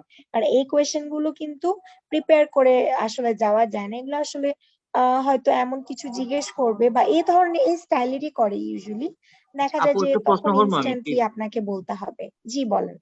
আচ্ছা, ওই ক্ষেত্রে ওই যে আপনি যে এক্সাম্পল হিসেবে যে 3টা পয়েন্ট বুলেটিন আকারে আনছেন, ধরেন এক্সাম্পল আমি এভাবে প্রশ্নের সম্মুখীন হইলাম, অ্যাকচুয়ালি ধরেন ওই যে বই সম্পর্কে বললো যে লাস্ট বই কোনটা পড়ছি এটা শেয়ার করতাম, হ্যাঁ, শিক্ষণীয় যে বিষয়গুলি। তো ওই উত্তরগুলি কি আসলে এনজিও রিলেটেড হতে হবে নাকি আসলে শিক্ষণীয় কোনো বিষয় হলেও আসলে এটা হবে না না, এনজিও রিলেটেড তো হওয়া বেটার? অবশ্যই লাগবে না। আপনি আচ্ছা, ধরেন যে কোনো বই, আপনি বললেন যে গতকালকে আমি একটা ফিকশন বই পড়েছি, যেটা জি, আমার আসলে সময় কাটার জন্য পড়েছি। অনেক হতে সময় এগুলো পারে। কেন টেস্ট করে, কারণ হচ্ছে বা ধরেন মোটিভেশনাল আপনি, বই পড়েছি আমি, এটা হতে পারে। হ্যাঁ অবশ্যই, এখন আপনি যদি বলেন আমি মানে একটা সায়েন্স ফিকশন পড়েছি বা আমি একটা ফিকশন পড়েছি বা আমি এমনি একটা মোটিভেশনের বই পড়েছি, হ্যাঁ কিন্তু তখনও কখনো তো এটা একটা সিনেমা গল্প পজিটিভ দেখলে বলা ইম্প্যাক্ট। যাবে না, তাই না? হ্যাঁ, সিনেমা দেখছি, সিনেমা গল্প নাটক এগুলি কিন্তু বলা যাবে না এখানে, এই তো। না না, বলা যাবে না কেন? কারণ ধরেন যে আপনি যখন একটা ক্রিয়েটিভ পার্সন হবেন তখনই না আপনি ক্রিয়েটিভ কাজ করতে পারবেন। তো আপনি এখন আপনি যদি বলেন আমি শাকিব খানের সিনেমা দেখেছি, অবশ্যই এটা ভালো ইমপ্রেশন ক্রিয়েট করবে না, কিন্তু আপনি তো হলিউডের সিনেমা বা বলিউডের কোনো শিক্ষণীয় সিনেমা নিয়ে বলতেই পারেন, বা আমি রাইট, রাইট। বাংলাদেশের কোনো ভালো ছবি দেখেছি, আমি বাংলাদেশের কোনো ভালো মুভি নিয়ে গতকালকে দেখে আমি এটা নিয়ে ঘাটাঘাটি করেছি। এটা কোনো ব্যাপার না, তবে অবশ্যই এটা একটু মানে স্মার্ট অ্যান্সার হতে হবে। যেটা বললাম যে আপনি যদি এখন বলেন আমি গতকালকে শাকিব খানের আর বুবলির একটা সিনেমা দেখেছি, তাহলে তো হবে না। বা আমি এটা পরীমনির সিনেমা দেখেছি, সেটা তো আসলে আসলে খুব সুন্দর শোনায় না। অশালীন। হ্যাঁ, ও জি মানে জি। আসলে সামঞ্জস্য না আর কি প্রশ্নের আলোকে। সামঞ্জস্য না, আপনাকে ওভাবে স্মার্টলি বলতে হবে যাতে আপনার ইমপ্রেশন ক্রিয়েট করার দায়িত্ব আপনারই। তো আপনি ওভাবে রাইট। চিন্তা করে বলবেন, বা তার মানে এটা না যে আপনি সিনেমা দেখেছেন এটা আপনি বলতে পারবেন না। আপনাকে যে ইন্টারভিউ নিচ্ছে সেও তো সিনেমা দেখে, এমন তো না যে সে সিনেমা দেখে না। এবং সেটা যে এনজিও আপনি বই যেটা পড়েছেন সেটা যে এনজিও রিলেটেড হতে হবে এমন কিছু না। বাট এটা একটা প্রপার উত্তর দিতে হবে যে আমি গতকালকে এই বইটা পড়েছি, বইটা পড়ে আমার ভালো লেগেছে। বাট ইউজুয়ালি এগুলা জানার চেষ্টা করে যে আপনি কি আসলে সারাদিন মানে ডেস্কের মধ্যেই বসে থাকবেন, নাকি আপনি একটু ক্রিয়েটিভ মানুষ, বা আপনি সোশ্যাল মানুষ, বা আপনি মানুষের সাথে মিশতে পারেন, আপনার কমিউনিকেশন স্কিলস আছে। এগুলো আসলে বোঝার জন্য এই ধরনের প্রশ্ন করা হয়। Am I right? জি। Thank you. তো তাহলে মোটামুটি আসলে এইটাই হচ্ছে, মানে আমি যদি বলি জেনারেল নলেজ বা আপনার আউট নলেজ বোঝার জন্য। সো এখন যদি ধরেন আপনার পজিশন রিলেটেড কোনো প্রশ্ন করে, যে আপনাকে আপনার স্কিলস টেস্ট করার জন্য, যে আপনি যে জবটার জন্য অ্যাপ্লাই করেছেন সেটার জন্য আপনি কতটা আসলে রেলেভেন্ট সেটা জানার জন্য। সো ধরেন আপনি সোশ্যাল মিডিয়া ম্যানেজারের জন্য অ্যাপ্লাই করেছেন, মানে আপনার কাজ হচ্ছে সোশ্যাল মিডিয়া হ্যান্ডেল করা। তাহলে আপনাকে অবশ্যই সোশ্যাল মিডিয়া সম্পর্কে জানতে হবে, যে সোশ্যাল মিডিয়া গুলো কি কি। আপনাকে জানতে হবে ফেসবুক সম্পর্কে, টুইটার সম্পর্কে, তারপরে হচ্ছে ইউটিউব সম্পর্কে, লিঙ্কডইন সম্পর্কে। যেটা বললাম যে এখন কিন্তু প্রত্যেক এনজিওরই লিঙ্কডইন একটা অফিসিয়াল পেজ আছে। তো আপনি যদি লিঙ্কডইনেই অ্যাকাউন্ট না থাকে, অথচ আপনি অ্যাপ্লাই করেছেন সোশ্যাল মিডিয়া ম্যানেজার নিয়ে, তাহলে তো হবে না। বা ধরেন এখন কিন্তু সব এনজিওতে টুইটার অ্যাকাউন্ট খুবই মেনটেন করা হয়, কিন্তু আপনি টুইটারে আসলে ওভাবে অ্যাক্টিভ না। সো এই পোস্টার জন্য তো আসলে আপনি ঠিকই না, you are not the right fit. So আপনি যে পোস্টের জন্য অ্যাপ্লাই করছেন সেই পোস্ট সম্পর্কেও একটু ঘাটাঘাটি করবেন, যে এই পোস্টে আসলে অন্যান্য এনজিও গুলোতে কি কাজ হচ্ছে। বা ধরুন আপনাকে এখন কোন একটা প্রজেক্টের জন্য আপনাকে প্রজেক্ট অফিসার পদে আপনি ইন্টারভিউ দিচ্ছেন, তাহলে সেই প্রজেক্টটা কি নিয়ে। এখন কিন্তু সবকিছু গুগলে পাওয়া যায়। ধরেন আমি জাস্ট যদি এক্সাম্পল দিই, ধরেন যে ওয়ার্ল্ড ভিশনের 11 বছর ধরে একটা প্রজেক্ট চলছে, নাম হচ্ছে নবযাত্রা। ওয়ার্ল্ড ভিশন খুব ভালো একটা এনজিও, যদি আপনারা কেউ না চিনে থাকেন। সো ধরেন এখন ওয়ার্ল্ড ভিশনের নবযাত্রা নামের প্রজেক্টের কোন একটা কাজের জন্য আপনি অ্যাপ্লাই করেছেন। এখন আপনাকে ইন্টারভিউতে জিজ্ঞেস করলো আপনি যে নবযাত্রার জন্য অ্যাপ্লাই করেছেন, একটু বলেন তো নবযাত্রা প্রজেক্টটা কি নিয়ে। আপনি বলতেই পারলেন না। তাহলে কি হলো? আপনি খালি দেখলেন যে প্রজেক্ট অফিসার, আপনি অ্যাপ্লাই করে দিলেন, কিন্তু আপনাকে তো জানতে হবে প্রজেক্ট নিয়ে যে আপনি অ্যাপ্লাই করলেন প্রজেক্টটা আসলে কি। তো সেক্ষেত্রে আপনি যেটা করবেন, প্রজেক্টের নাম তো most of the time mention করা থাকে, আপনি প্রজেক্টটার নাম দিয়ে সার্চ দিবেন, দেখবেন যে অনেক কিছু চলে আসবে। তখন এই প্রজেক্টটা সম্পর্কে একটু আইডিয়া নিয়ে যাবেন। তখন দেখা যাবে কোয়েশ্চেনের অ্যান্সার দেওয়ার সময় আপনি যখন প্রজেক্ট সম্পর্কে নিজে থেকে বলছেন, অবশ্যই ইমপ্রেসড হবেন। বা আপনি ব্র্যাকে অ্যাপ্লাই করলেন, আপনাকে হচ্ছে ব্র্যাকের ধরেন এডুকেশন প্রোগ্রামের জন্য আপনি ইন্টারভিউ দিচ্ছেন, তখন আপনি যদি একটু ঘাটাঘাটি করে যান ব্র্যাক এডুকেশন প্রোগ্রাম সম্পর্কে, আপনি তখন ইন্টারভিউতে যখন এটা নিয়ে বলতে পারবেন যে ব্র্যাক এখন এতগুলো স্কুল আছে, ব্র্যাকের ব্র্যাক হচ্ছে এত এত জেলায় কাজ করে, এই কথাগুলো বলবেন যখন, তখন তো বুঝবে যে আপনার সাবজেক্ট নলেজ আছে। এবং এটা কিন্তু এত কঠিন কিছু না, জাস্ট ইন্টারভিউর আগের দিন একটু ওয়েবসাইটটা ঘাটাঘাটি করা, একটু গুগল করা, এগুলো প্র্যাকটিস করতে হবে। যেমন আমরা মোস্ট অফ দ্য টাইম যেটা করি ইন্টারভিউর জন্য, মানে প্রপার কোনো প্রিপারেশন নিয়ে যাই না। বাট আমি যেটা সবসময় করি, যে কোনো ইন্টারভিউর জন্য যে পজিশনটার জন্য আমি অ্যাপ্লাই করছি সেই পজিশনটা, এবং যে অর্গানাইজেশনের জন্য আমি অ্যাপ্লাই করছি সেই অর্গানাইজেশনটা, এই দুইটা সম্পর্কে আমি সবসময় ঘাটাঘাটি করে যাই। তো অবশ্যই গুগলে খুব ভালো করে ঘাটাঘাটি করে যাবেন সেই পজিশন এবং সে অর্গানাইজেশন সম্পর্কে। এটা খুবই ইম্পর্টেন্ট। সো এই জিনিসগুলো যদি আপনি করেন, যে একটু প্রপার রিসার্চ করে যাওয়া, তাইলে কিন্তু আপনি অবশ্যই ভালো করতে পারবেন। এখন কিছু যদি জেনেরিক টিপস দিই, যে আপনি যখন ইন্টারভিউ দিচ্ছেন তখন কিছু জেনেরিক বিষয় আপনার অবশ্যই মাথায় রাখতে হবে। ঠিক আছে? সেটা হচ্ছে আপনি অবশ্যই কোয়েশ্চেন ফার্স্টে শুনবেন। আমাদের একটা খুবই বাজে স্বভাব হচ্ছে কেউ কথা বললে কথা শেষ করার আগে আমরা অ্যান্সার দিয়ে দিই। বা অনেক সময় যখন কেউ কোয়েশ্চেন করছে আমার কাছে যদি মনে হয় কোয়েশ্চেনটার অ্যান্সার আমি জানি, আমি তাকে কোয়েশ্চেনটা শেষ করার আগে আমি উত্তরে চলে যাই। সেটা কখনোই করবেন না। কোয়েশ্চেনটা তাকে শেষ করতে দিবেন, পুরোটা শুনবেন, তারপরে অ্যান্সার করবেন। এবং অবশ্যই ইন্টারভিউতে বেশি বেশি স্মাইল করবেন। মানে একটা প্রপার একটা সিম্পল স্মাইল দিয়ে কথা বলে আপনাকে কনফিডেন্ট লাগবে। খুব যদি মুখ গম্ভীর করে কথা বলেন তাহলে কিন্তু অনেক সময় it reflects lack of confidence. সেকেন্ডের পর যেটা থার্ড পয়েন্ট সেটা হচ্ছে ইন্টারঅ্যাক্টিভ হবেন। এর মানে হচ্ছে আপনাকে যে প্রশ্ন করছে তার দিকে তাকিয়ে কথা বলবেন। আমরা অনেক সময় দেখা যায় কথা বলার সময় অন্যদিকে তাকিয়ে কথা বলি, বা দেখা যায় যে আমরা একটু নার্ভাস হওয়ার কারণে হয়তো মাথা নিচু করে কথা বলি, বাট এটাও কিন্তু ল্যাক অফ কনফিডেন্সের অভাব। সো অবশ্যই চেষ্টা করবেন যে যখন কেউ প্রশ্ন করছে তার সাথে কথা বলার সময় আপনি ইন্টারঅ্যাক্টিভ হবেন এবং তার সাথে গ্লান্সেস শেয়ার করবেন, তার দিকে তাকিয়ে কথা বলবেন। আরেকটা জিনিস হচ্ছে যেটা প্রথম থেকেই বলছি যে ইন্টারন্যাশনাল এনজিও গুলোতে মোস্ট অফ দ্য টাইম ইংলিশে প্রশ্ন করা হয়। তো অবশ্যই আপনার ইংলিশটা প্র্যাকটিস করে যাবেন, ইংলিশটাকে ইমপ্রুভ করার চেষ্টা করবেন। দরকার হলে আগের দিন একটু ইংলিশে কথা বলার, আয়নার সামনে দাঁড়িয়ে কথা বলার প্র্যাকটিস করবেন। সো আরেকটা হচ্ছে অনেক সময় দেখা যায় যে ইন্টারভিউ শেষে কিন্তু জিজ্ঞেস করা হয় যে আপনার কি কোনো কোয়েশ্চেন আছে নাকি। তো মোস্ট অফ দ্য টাইম ক্যান্ডিডেটরা বলে না আমার কোনো কোয়েশ্চেন নাই। কিন্তু এটা না করে আপনি যদি এমন কোনো প্রশ্ন করেন যে প্রশ্নটার মাধ্যমে ওরা বুঝতে পারছে যে আপনার আসলে এই পজিশনে কাজ করার আগ্রহ আছে, সেটাও কিন্তু একটা অ্যাডেড বেনিফিট। যে অনেক সময় প্রশ্ন সব শেষ করার পর যখন ইন্টারভিউ বলে do you have anything to ask or do you have a question, তখন মোস্ট অফ দ্য টাইম আমরা বলি নো। বাট আপনি এই ক্ষেত্রে অবশ্যই বলবেন যে yes I have a question. তখন আপনি বলতে পারেন যে আচ্ছা আপনারা ক্যান্ডিডেটে আসলে কি খুঁজছেন, what are you looking for in a candidate.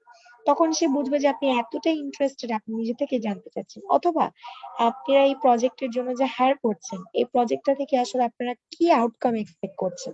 তখন সে বুঝবে যে আপনি প্রজেক্টটা সম্পর্কে মোটামুটি পড়াশোনা করে এসেছেন, তাই আপনি প্রজেক্টটা সম্পর্কে আরো জানতে চাচ্ছেন। বা আপনি হয়তো অর্গানাইজেশন নিয়ে কোনো প্রশ্ন করতে পারেন। সো এ ধরনের প্রশ্ন করলে বুঝবে যে আপনি আসলে একজন খুবই মানে কনফিডেন্ট এবং খুবই হাইলি ইগার একজন মানুষ। আপনার যে ইগারনেস আছে এই অর্গানাইজেশনে জয়েন করার, সেটাও রিফ্লেক্ট করতে হবে। সো এই বিষয়গুলো অবশ্যই মাথায় রাখবেন, কারণ এই বিষয়গুলো আমরা অনেক সময় মিস আউট করি যখন আমরা ইন্টারভিউ দিই। আচ্ছা সাদিকুর রহমান, আপনি একটা প্রশ্ন করতে চাচ্ছিলেন, এখন করতে পারেন। জি আপু, ধন্যবাদ। প্রশ্নটা হচ্ছে, ধরেন আমি ইন্টারভিউ ফেস হইছি, এমন একটা প্রশ্ন করা হবে আমাকে বা হইলো, আসলে প্রশ্ন উত্তরটা আমি জানি না। এক্ষেত্রে ওই প্রশ্ন জানি না যেহেতু আমি এটা উত্তরটা আমার কিভাবে দিলে সবচেয়ে সুন্দর হবে। এক্সাম্পল ধরেন আমার একটা প্রশ্ন হলো, ফিনান্স থেকে প্রশ্ন হলাম যে একটা চেকের মধ্যে যখন স্বাক্ষর দিয়া দেয়, কোনো ডেট দিয়া দেয়, সেই ডেটের ভ্যালিডিটি কতদিন থাকে। এক্সাম্পল আমি ধরেন জানি না, তখন উদাহরণটা আমি বা কিভাবে উত্তরটা দিলে ভালো হয়, সুন্দর হবে। অনেক সময় আছে না যে মানে ইন্টারভিউতে অনেক প্রশ্ন করে যে আসলে আমি সুন্দরভাবে জানি না, তখন কিভাবে আসলে উত্তরটা দেয়া যায় আপু, কাইন্ডলি যদি বলতেন। এক্ষেত্রে আসলে মোস্ট অফ টাইম যেটা হয় যে উত্তরটা যদি না জানেন তাহলে খুবই পোলাইটলি এটাই বলতে পারেন যে এখন কারেন্টলি আমি এই ব্যাপারটাতে জানি না, এই ব্যাপারটা নিয়ে বা এই বিষয়টাতে আমি আসলে এখনো এত এক্সপার্ট না, বাট আমি চাই যে এটা নিয়ে আমি আরেকটু আপনাদের থেকে শিখি, বা আপনারা যদি আমাকে এখানে এটা নিয়ে ট্রেনিং দেন বা আমাকে যদি এটা শিখিয়ে দেন, আমার মনে হয় আমি একজন খুবই ফাস্ট লার্নার। সো আমি এটা কুইকলি গ্রাস্প করতে পারবো। অনেক সময় এটা বলবেন যে এই বিষয়টাতে আমি খুব একটা এক্সপার্ট না হলেও I am a fast learner, so I can learn quickly. কারণ অনেক সময় দেখা যায় খুব টেকনিক্যাল কোনো প্রশ্ন করে ফেলে যেগুলো আমরা জানি না, বাট সবসময় এই জিনিসটাতে এমফাসাইজ করবেন যে it's not possible for one person to know everything, but since I am a fast learner, আমি একজন খুবই কুইক লার্নার, আমি এই জিনিসটা খুব দ্রুত শিখে ফেলবো যদি আমাকে শিখিয়ে দেওয়া হয়। তো এইভাবে পজিটিভলি জিনিসটা অবশ্যই উত্তর দিবেন, কারণ কোনো thank you very candidate much, যে বুঝতে পারছি। 100 মানে কোনো ক্যান্ডিডেট যে 100% জানে এটা কোনো রিক্রুটারই এক্সপেক্ট করে না। কিন্তু আপনার এই পজিটিভ অ্যাটিটিউডটা থাকতে হবে যে আমি এই জিনিসটা না জানলেও আমি খুব দ্রুত জিনিস শিখে ফেলি, তো আমাকে যদি শিখিয়ে দেওয়া হয় এটা আমি গ্রাস্প করতে পারবো। এভাবে জিনিসটা বলবেন। ঠিক আছে, ঠিক খুব আছে, সুন্দরভাবে আপু বলছেন, হ্যাঁ, থ্যাংক ইউ। জি। তো তাহলে মোটামুটি বলা যেতে পারে যে আমাদের এটাই হচ্ছে আমাদের ইন্টারভিউ বা ভাইবার ক্ষেত্রে জেনারেল গাইডলাইন, বা যেগুলো স্টেপ বাই স্টেপ গাইডলাইন বললাম, এগুলো যদি আপনারা ফলো করেন আমার মনে হয় যে আপনারা অবশ্যই ভালো করবেন। তো সেই ক্ষেত্রে আপনাদের প্রত্যেকটা জিনিস আসলে মাথায় রাখতে হবে যে আপনি কিভাবে নিজেকে ভালোভাবে প্রেজেন্ট করবেন, এবং মোস্ট ইম্পর্টেন্টলি অন্য ক্যান্ডিডেট থেকে আপনি কিভাবে নিজেকে আলাদা করবেন। কারণ সময় হয়তো পাবেন খুব বেশি হলে 5 থেকে 10 মিনিট, এর মধ্যে আরো অন্যান্য 10টা ক্যান্ডিডেট থেকে আপনি নিজেকে কিভাবে আলাদা করবেন এটা আপনার উপরেই আসলে ডিপেন্ড করে। সো এটাই ছিল আসলে আমাদের আজকের মডিউল, এবং এই আজকের মডিউলের মাধ্যমে actually we are done with our course. And আমাদের এই 4 মডিউল কোর্সটা যেহেতু আপনারা অনেকেই চাকরি করেন বা অনেকে অনেক ব্যস্ত, আমরা চেষ্টা করেছি অল্প সময়ের মধ্যে অল্প 4টা মডিউলের মধ্যে কিভাবে পুরো জিনিসটা আসলে একটা কম্প্যাক্ট একটা জিনিস তৈরি করা যায়, যাতে খুব বেশি অনেক অনেক ক্লাস, অনেক অনেক মডিউল, অনেক অনেক লেকচার শিট এভাবে আসলে এটা আসলে ইউনিভার্সিটি কোর্স হয়ে যায়। বাট যেহেতু it's a quick certification course, যেখানে আপনি জাস্ট প্রিপারেশনের একটা গাইডলাইন পাবেন, এটা একটা গাইড বইয়ের মতো। এখানে যত ব্রিফ হয় ততই আপনার কিন্তু মনে রাখতে সুবিধা হবে। যে জিনিসগুলো বললাম আশা করি সেগুলো মনে রাখতে সুবিধা হবে, কারণ অনেক বেশি মানে বেশি শিখাতে গেলে যেটা হয় যে টু মাচ ইনফরমেশন ফিট করতে গেলে কিছুই মাথায় থাকে না। সো এই পুরো 4টা মডিউলের একটা সামারি আপনারা লেকচার শিটে পেয়ে যাবেন, যেটা আমরা আপনাদের সাথে শেয়ার করে দিব আমাদের স্টুডেন্ট সাপোর্ট গ্রুপে। সো এছাড়া যদি আপনাদের আর কোনো প্রশ্ন থাকে আপনারা এখন বলতে পারেন, না হলে আমরা আজকের ক্লাসটা শেষ করে দিতে পারি, যেহেতু অলরেডি 10টার বেশি বেজে যাচ্ছে। আচ্ছা আপু, তাহলে আমি একটু বলি। জি। আচ্ছা, প্রথমত আজকে কি শেষ ক্লাস আপু নাকি আর হবে? না, আজকে আমাদের শেষ ক্লাস, কারণ আমরা আমাদের 4টা মডিউল আসলে কমপ্লিট করে ফেলেছি। একদম শুরু থেকে শেষ পর্যন্ত ইন্টারভিউ পর্যন্ত আমাদের লাস্ট মডিউল ছিল। আচ্ছা, নাম্বার 1। নাম্বার 2 প্রশ্ন হচ্ছে, আমরা যে 4 দিন ট্রেনিং করলাম কন্টিনিউয়াসলি, আপনি ধৈর্য সহকারে ক্লাস করাইছেন, আমরা ক্লাস করছি এখানে, তো এই ক্ষেত্রে আমরা কি কোনো সার্টিফিকেট পাবো আপু? হ্যাঁ, আপনারা একটা সাইন সার্টিফিকেট পাবেন, যেটা আপনাদেরকে মেইল করে দেওয়া হবে। আচ্ছা আচ্ছা, ঠিক আছে। তবে এই ক্ষেত্রে আমার একটু আপু কি ছিল মানে এই রিকোয়েস্ট বলতে পারেন আপু, বা একটা পরামর্শ বলতে পারেন। হ্যাঁ, এটা হয়তো নেক্সট ক্লাস যেহেতু আপনি নেন, হয়তো আমি নাও করতে পারি, কিন্তু আমার পরামর্শ কি প্রতিষ্ঠানের প্রতি রইল আর কি। আমি যদিও অন্যান্য মানে ট্রেনিং আমি জড়িত আছি এখনো ইরা একাডেমিতে, সেটা হচ্ছে ধরেন আমি যে 4 দিনের ক্লাস করলাম, আপনি অনেক কিছু আমাকে শিখাইলেন আপু, যেটা শুধু আপনি বলে গেলেন আমি শুনে গেলাম। আসলে এটা ইফেক্টিভ কতটুকু হয়েছে আমি জানি না অন্যান্য বাকিদের ক্ষেত্রে। মানে হয়তো আমি শিখছি অনেক কিছুই, আবার অনেক কিছু আছে যেটা আপনি আলোচনা করছেন, অনেক কিছু আছে করেন নাই, বাট আমার জানা আছে। কিন্তু তারপরও আমার মনে হয় যে একটা এই প্রশ্ন উত্তরের যদি একটা মানে অপশন থাকতো, এটা একটা অ্যাপস এর মাধ্যমে হইতে পারে, আবার দেখা গেছে যে এমনিতেও হইতে পারে, লিখিত হোক আর যেভাবে একটা গ্রুপের মাধ্যমে ওকে প্রশ্ন দিলেন, সবার যার যার মতো করে এই প্রশ্নের উত্তরগুলো লিখলো, তার আইকিউ টেস্ট আপনি করলেন, তখন বোঝা গেল আসলে আমি যে 4 দিন ট্রেনিং করলাম, দিন শেষে আসলে আমি কি শিখলাম, আসলে আদৌ কি আমি শিখলাম কিনা। আসলে কারণ না শিখলে তো আমি এগুলি বাস্তবে অ্যাপ্লাই করতে পারবো না, সিভিটা অ্যারেঞ্জ বুঝতে করতে পারবো পেরেছি, না। মানে আপনি অ্যাসেসমেন্টের কথা বলছেন। So exactly. অ্যাসেসমেন্টটা যেটা বললেন সেটা আসলে মানে দেখা যায় যে অ্যাসেসমেন্টের জন্য আসলে একটা এটা পুরো ইভ্যালুয়েশনের মতোই হয়ে যায়।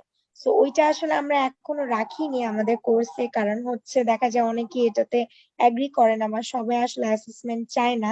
কারণ এটা তো আসলে টেক্সট বুক কোনো ক্লাস না, এটা হচ্ছে সফট স্কিল। মানে আজকে এই কোর্সে আপনারা যা যা শিখলেন এটা পুরাটাই হচ্ছে সফট স্কিল, এটা কোনো হার্ড স্কিল না যেটা আসলে অ্যাসেসমেন্ট বা ইভ্যালুয়েশন করা যেতে পারে। না। বাট হ্যাঁ, অবশ্যই যদি কোনো ব্যাচ চায় যে তারা সেলফ মানে অ্যাওয়ারনেস এর জন্য, বা সবাই যদি বলে ভলেন্টারিলি যে আমরা অ্যাসেসমেন্ট চাই, তাহলে অবশ্যই অ্যাসেসমেন্ট করা যেতে পারে, ওটা কোনো সমস্যা না। আর একটা জিনিস হচ্ছে যে অনেক সময় দেখা যায় যে ক্লাসের মধ্যেই যদি আপনি প্রশ্নগুলো করেন, বা আমাদের যে স্টুডেন্ট সাপোর্ট গ্রুপ আছে আপনাদের যদি কোনো প্রশ্ন থাকে সেগুলো যদি করেন, তাহলে কিন্তু আরো ক্লারিফাইড হবেন আপনারা। আর আপনারা যদি চান যে আমরাই আপনাদের অ্যাসেসমেন্ট করি, সেক্ষেত্রে হয়তো দেখা যায় যে আলাদা একটা অ্যাসেসমেন্ট আপনাদের করা যেতে পারে। বাট আমরা অন্যান্য ব্যাচে যেটা দেখেছি যে সবাই আসলে এরকম অ্যাসেসমেন্টের থ্রুতে যেতে চায় না, যেহেতু এটা আসলে একটা সফট স্কিল কোর্স। ঠিক আছে। যাক আপু, সমস্যা নেই, ঠিক আছে, এটা আমার ব্যক্তিগত মতামত প্রকাশ করলাম। ঠিক আছে, আপনাদের আসসালামু বাকিদের আলাইকুম। আর কোনো প্রশ্ন আছে? আহ, জি আপু, আসসালামু আলাইকুম। হ্যালো। জি ভাইয়া বলেন। আসলে আমি গাড়িতে জার্নি করতেছি, তার কারণে আমার অনেক প্রশ্ন ছিল, করতে পারতেছি না। তো যেহেতু আজকে শেষ ক্লাস, আমি কিছু বলতেছি ম্যাম, যে সিভি শর্ট লিস্টেড বিষয়ে যদি কিছু একটু বলতেন, যে আসলে সিভিটা দেখা যাচ্ছে অনেকে এর আগে হয়তো ফার্স্ট ক্লাসে সব বিষয় নিয়ে আলোচনা হয়েছে, তারপরেও আমি একটু জানতে চাচ্ছিলাম যে আসলে অনেক এনজিও তে আছে যে আমি অ্যাপ্লাই করে যাচ্ছি বাট সিভিটা শর্টলিস্টেড হচ্ছে না। এই বিষয়ে কোনো টেকনিক আমি অবলম্বন করতে পারি কিনা একটু যদি বলতেন। আপনার প্রশ্নটা বুঝতে আর পারিনি, আপনি সিভি আছে নিয়ে আর জানতে একটা বিডি চাচ্ছেন কি জবস। আমি বুঝতে পারিনি। জি জি জি, আমি সিভি নিয়ে জানতে চাচ্ছি যে সিভি শর্টলিস্টেড এর বিষয়ে আমি কিছু জানতে মানে চাচ্ছি। সিভি যে কিভাবে তৈরি আমি করতে দেখা হয় যাচ্ছে সেটা অনেক জানতে এনজিওতে, চাচ্ছেন? হ্যাঁ এটা তো কিভাবে তৈরি করতে হয় না, মানে সিভি শর্টলিস্টেড হওয়ার জন্য মানে কোন কোন বিষয়গুলো আমি সিভিতে ইনক্লুড করতে পারি, আর মানে আচ্ছা, এটা নিয়েই এই কিন্তু বিষয়গুলো আমি জানতে আমাদের চাচ্ছি যে আসলে। সেকেন্ড ক্লাসের ডিসকাশন ছিল। সেকেন্ড ক্লাসে আমরা সিভি, কভার লেটার এগুলো নিয়ে অনেক বিস্তারিত আলোচনা করেছি। আপনি কি সেকেন্ড ক্লাসটা করেননি রায়হান ভাই? ক্লাসটা সেকেন্ড ক্লাসটা করেছিলাম, তো আপু তাহলে আমি আর একটু মানে রিভিশন করতে চাচ্ছিলাম যে আসলে বিষয়টা আর কি কি আপনি যেটা যেটা বলেছিলেন এটাই না, extra কোনো কিছু মানে একটা সিভি একটা ফরম্যাটও দেওয়ার কথা ছিল আমাদেরকে, যে একটা সিভি ফরম্যাট দিবেন বা এরকম কোনো কিছু, বা আমরা সিভি মানে আপনাকে দিব, এরকম কিছু একটা বলছিলেন যে একটু হ্যাঁ, দেখে দিবেন আপনারা আমাদের যেটা সিভিটা। করতে পারেন, আপনাদেরকে আমি বলেছিলাম যে আপনাদের যদি আহ, আপনাদের সিভি আপনারা চান একটু ফিডব্যাক নিতে, যে আপনাদের সিভিতে আসলে কোনো জায়গায় কোনো আপনারা সাজেশন চান নাকি, সেই ক্ষেত্রে আপনারা করতে পারেন। যেমন অনেকেই কিন্তু ইমেল করেছে আমাকে তাদের সিভিটা। সো তাদের সিভি দেখে আমি কিছু ফিডব্যাক দিয়েছি। আমি আমার ইমেল অ্যাড্রেসটা আবারও লিখে দিচ্ছি চ্যাট বক্সে। সো যেহেতু আমাদের কোর্স আজকে শেষ, তারপরেও এই উইকটা আমি আপনাদেরকে সাপোর্ট করব। সো আপনাদেরকে আমি ইমেল অ্যাড্রেসটা আরেকবার চ্যাট বক্সে লিখে দিচ্ছি। আপনারা হচ্ছে যে অনেকে আমাকে পাঠিয়েছেন, যারা পাঠাননি আপনারা আমাকে ইমেলে পাঠিয়ে দিতে পারেন। আমি আপনাদের সিভিটা একটু চেক করে আমি কিছু ফিডব্যাক দিয়ে দিতে পারি যে কারেন্টলি আপনার সিভিটা আসলে কোন পর্যায়ে আছে। বাট ইন জেনারেল আসলে সিভির ক্ষেত্রে যে টিপস গুলো দিয়েছি আমি, সেগুলো আপনি মাথায় রাখতে পারেন। আমাদের লেকচার শিটের মধ্যে যেটা আপনি রিভিশনের কথা বললেন, আমাদের লেকচার শিটের মধ্যে আমাদের এই সেকেন্ড মডিউল যেখানে সিভি নিয়ে অনেক কথাবার্তা ছিল, সেগুলো টিপস গুলো ব্রিফ পয়েন্টে লেখা থাকবে। So, আপনি লেকচার শিটের মধ্যে আসলে একটা রিভিশন পাবেন। আর এছাড়া যদি আপনার মনে হয় আপনার কোনো ফিডব্যাক লাগবে, আপনি আমার ইমেলে আপনার কারেন্ট যে সিভিটা আছে সেটা পাঠাতে পারেন। ধন্যবাদ আপনাকে। আর আজকে তো কোর্স কমপ্লিট হয়ে যাচ্ছে আমাদের, তো আর আপনার সঙ্গে যদি দেখা যাচ্ছে কোনো বিষয় নিয়ে যদি প্রবলেমে হয়, আমাদের সিভি সংক্রান্ত বিষয় বা এনজিও জব জব সংক্রান্ত কোন ইনফরমেশন যদি জানতে চাই, আপনার সঙ্গে কি যোগাযোগ করতে পারবো আমরা না? জি, আপনারা যোগাযোগ অবশ্যই করতে পারবেন। আমাদের স্টুডেন্ট সাপোর্ট গ্রুপটা যতদিন অ্যাক্টিভ আছে ওখানেও কিন্তু লিখতে পারবেন চাইলে, বা আমার হোয়াটসঅ্যাপেও আমাকে নক করতে পারেন বা ইমেলে নক করতে পারেন। আহ, হ্যালো আচ্ছা। আপু, আসসালাম আপু। জি, ওয়ালাইকুম আমাদের আসসালাম আপু। অনেকগুলো ক্লাস মিস গেছে, তো একটু যদি। জি আপু বলেন, আমি হ্যাঁ, বুঝিনি কি একটু বলেন। আমাকে ওই যে ক্লাসরুমের লিঙ্কটা একটু দিয়েন, গুগল ক্লাসরুমের কাইন্ডলি। আচ্ছা আচ্ছা, আমাদের কোঅর্ডিনেটর গুগল ক্লাসরুমের লিংকটা মনে হয় গ্রুপে একবার দিয়েছিল, আমি ওনাকে বলবো আরেকবার দিয়ে দিতে জি জি গ্রুপের জি, মধ্যে। ঠিক আছে। ঠিক আছে, ওখানে সব ক্লাস রেকর্ডিং পাবেন আপনি। জি ঠিক আছে, থ্যাংক ইউ। আচ্ছা, আর কারো কোনো প্রশ্ন আছে? আপু জি বলেন। আসলে প্লিজ বিরক্ত হবে না বারবার, আসলে আমি যখনই সেটা হচ্ছে, যেহেতু আমাদের আজকে শেষ ক্লাস, হয়তো বা আর কারোর সাথে এইভাবে দেখা নাও হতে পারে, কণ্ঠ নাও শোনা যেতে পারে, যদি আমরা সবাই একসাথে একটু মিট হতাম আর কি। আচ্ছা, আমাদের নিউ এরাতে কিন্তু মাঝে মাঝে স্টুডেন্ট গ্যাদারিং হয় এবং আপনাদের সার্টিফিকেট সেরেমনিও হবে আমি যতদূর জানি। আমরা জাস্ট ক্লাস শেষ হওয়ার পরে হচ্ছে সবাইকে ইমেলে সফট কপি দিয়ে দিই সার্টিফিকেটের, কিন্তু আমরা আবার একটা ফিজিক্যাল সার্টিফিকেটের সেরেমনিও করার চেষ্টা করি, যেখানে আমরা হার্ড কপিও দিই। তো তখন ওই হার্ড কপি সিভি দেওয়ার সময় আমরা হচ্ছে আমাদের অফিসে, বনানীতে এখন নিউ এরার অফিস, সেখানে ইনভাইট করি আমাদের সব স্টুডেন্টদেরকে। তো এরকম গ্যাদারিং প্রায়ই হয়। তো এরকম গ্যাদারিং নেক্সট হলে অবশ্যই আপনাদের সবাইকে ইনভাইট করা হবে, আমাদের কোঅর্ডিনেটরই আপনাদেরকে জানিয়ে দিবে। তো সেখানে আপনারা আসলে সবার আসলে দেখা সাক্ষাৎ অবশ্যই হবে, আমরা এটা নিউ ইয়ারেতে প্রায় করি। সো এই গ্যাদারিংটা হোপফুলি হবে নেক্সট, সেটা আপনাদেরকে জানিয়ে দেওয়া হবে। ঠিক আছে আপু, ঠিক আছে, thank you. Thank are you, কারো ভালো কোনো থাকবেন, প্রশ্ন আছে? আমাদের জন্য দোয়া করবেন। জি, আপনিও ভালো থাকবেন। থ্যাংক ইউ আপনাদেরকে জি অ্যাক্টিভ থাকার জন্য, ক্লাস ঠিক মতো করার জন্য এবং ভালো সহযোগিতা করার জন্য। কারণ অনেক সময় ক্লাসে অনেক টেকনিক্যাল ইস্যু ছিল বা অনেক সময় হয়তো ইন্টারনেটের প্রবলেম ছিল, বাট তারপর আপনারা আসলে খুবই সাপোর্ট করেছেন। তার জন্য আপনাদেরকে অনেক অনেক ধন্যবাদ। আপনাকে অসংখ্য ধন্যবাদ। ম্যাম সো আমার আমরা কি একটা তাহলে, কোশ্চেন ছিল, জি জি বলেন জিজ্ঞেস প্লিজ। করবো? অবশ্যই বলেন। ম্যাম আমি তো আপনার সেকেন্ড দুইটা ক্লাস করছি, আর আমি তো জব করি, তো ব্যস্ততার কারণে আর ফার্স্ট আমার ক্লাসে ইনক্লুড করছেও দেরিতে, আমি আর পরে রেকর্ডটা দেখতে পারিনি। আমার কোশ্চেনটা ছিল হচ্ছে যে আপনারা যে রিটেন সম্পর্কে, রিটেন কোশ্চেন গুলো সম্পর্কে আমাদের একটা আইডিয়া দিছেন, তো এই কোশ্চেন গুলা তো মোটামুটি বেসিক লেভেলের। তো আপনি বলছিলেন যে অ্যানালিটিক্যাল এবিলিটি রিলেটেড কিছু কোশ্চেন আসতে পারে, তো ওইটার জন্য আমরা কিভাবে প্রিপারেশন নিব রিটেনে?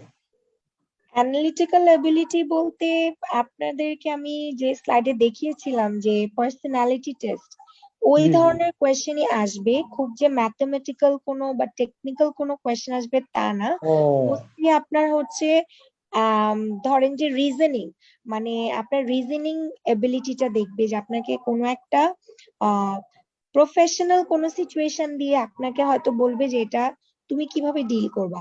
ধরেন আপনাকে বলতে পারে যে আপনি হচ্ছে একটা টিমের মধ্যে কাজ করেন, সেখানে একটা কনফ্লিক্ট অ্যারাইজ হলো, সেই কনফ্লিক্টটা আপনি কিভাবে ডিল করবেন। সো এই কিভাবে ধরনের সলভ করবো? কোয়েশ্চেন আসতে পারে। ইটস মোর লাইক রিজনিং, মানে অ্যানালিটিক্যালি রিজনিং কোনো মানে কোয়েশ্চেন আর কি, যেখানে হচ্ছে আপনাকে ও কোনো একটা কনফ্লিক্ট বা কোনো একটা টিম ম্যানেজমেন্ট ইস্যু, কোনো পার্সোনালিটি কনফ্লিক্ট ইস্যু এগুলো নিয়ে ডিল করা, যেটাতে আপনার পার্সোনালিটিকে অ্যাসেস করতে পারবে। বুঝতে পারছি। আর ম্যাম আর একটা বিষয়, আমরা তো আপনার তো এখন আমাদের প্রিপারেশন নিয়ে মোটামুটি একটা খুব সুন্দর একটা ব্রিফিং দিলেন, তো এটা তো এখানে বেশিরভাগটা আপনারা সফট স্কিল নিয়ে কথা বলবেন, কমিউনিকেশন স্কিল বা এই টাইপের স্কিল। এমন কোনো হার্ড স্কিল আছে যে যেটা এই স্কিলটা থাকলে আমি মোটামুটি ভালো একটা অ্যাডভান্টেজ পাইতে পারি?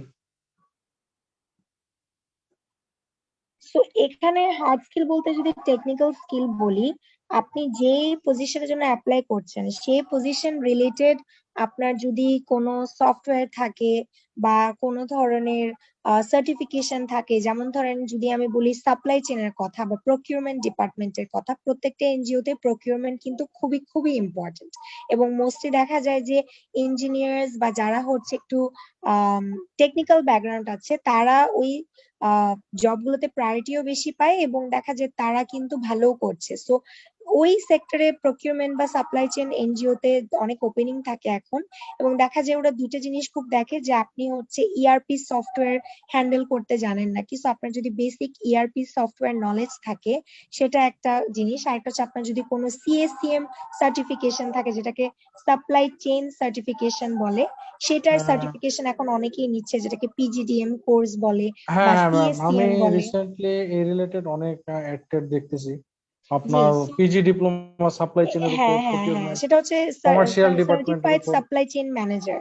হ্যাঁ, এই সাপ্লাই চেইন রিলেটেড কিছু সার্টিফিকেশন এখন কয়েকটা ইনস্টিটিউট অফার করে, যেগুলো একদমই টেকনিক্যাল বা আপনি যেটা বললেন হার্ড স্কিল।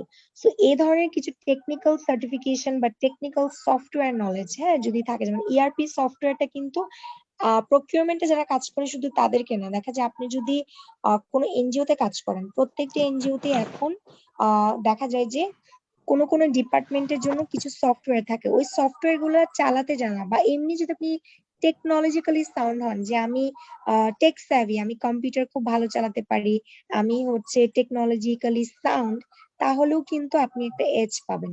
সো আপনি যে ডিপার্টমেন্টের জন্য অ্যাপ্লাই করতে চাচ্ছেন, এইচআর এর ক্ষেত্রে দেখা যায় এইচআর রিলেটেড সফটওয়্যার গুলো, কমিউনিকেশনস এ যারা কাজ করে তাদের জন্য হচ্ছে ফটোশপ, ইলাস্ট্রেটর, প্রিমিয়ার প্রো, এগুলোতে কাজ করার যদি কোনো সফটওয়্যার অভিজ্ঞতা থাকে তাহলে খুব ভালো হয়। সো বিভিন্ন যেই কাজগুলো, যেমন আপনি যদি প্রজেক্টের কাজ করেন, ধরেন আপনি এখন প্রজেক্ট ম্যানেজার বা প্রজেক্ট অপারেশনস ম্যানেজার এই ধরনের রোলে এনজিওতে অ্যাপ্লাই করছেন, তখন দেখা যায় আপনি যদি প্রজেক্ট ম্যানেজমেন্টে কোনো কোর্স থাকে বা প্রজেক্ট ম্যানেজমেন্ট রিলেটেড সফটওয়্যার গুলো আপনি যদি চালাতে পারেন, তাহলে অবশ্যই আপনি আরো বেনিফিট পাবেন। বাট এগুলো আসলে আরো মিড লেভেলের জন্য।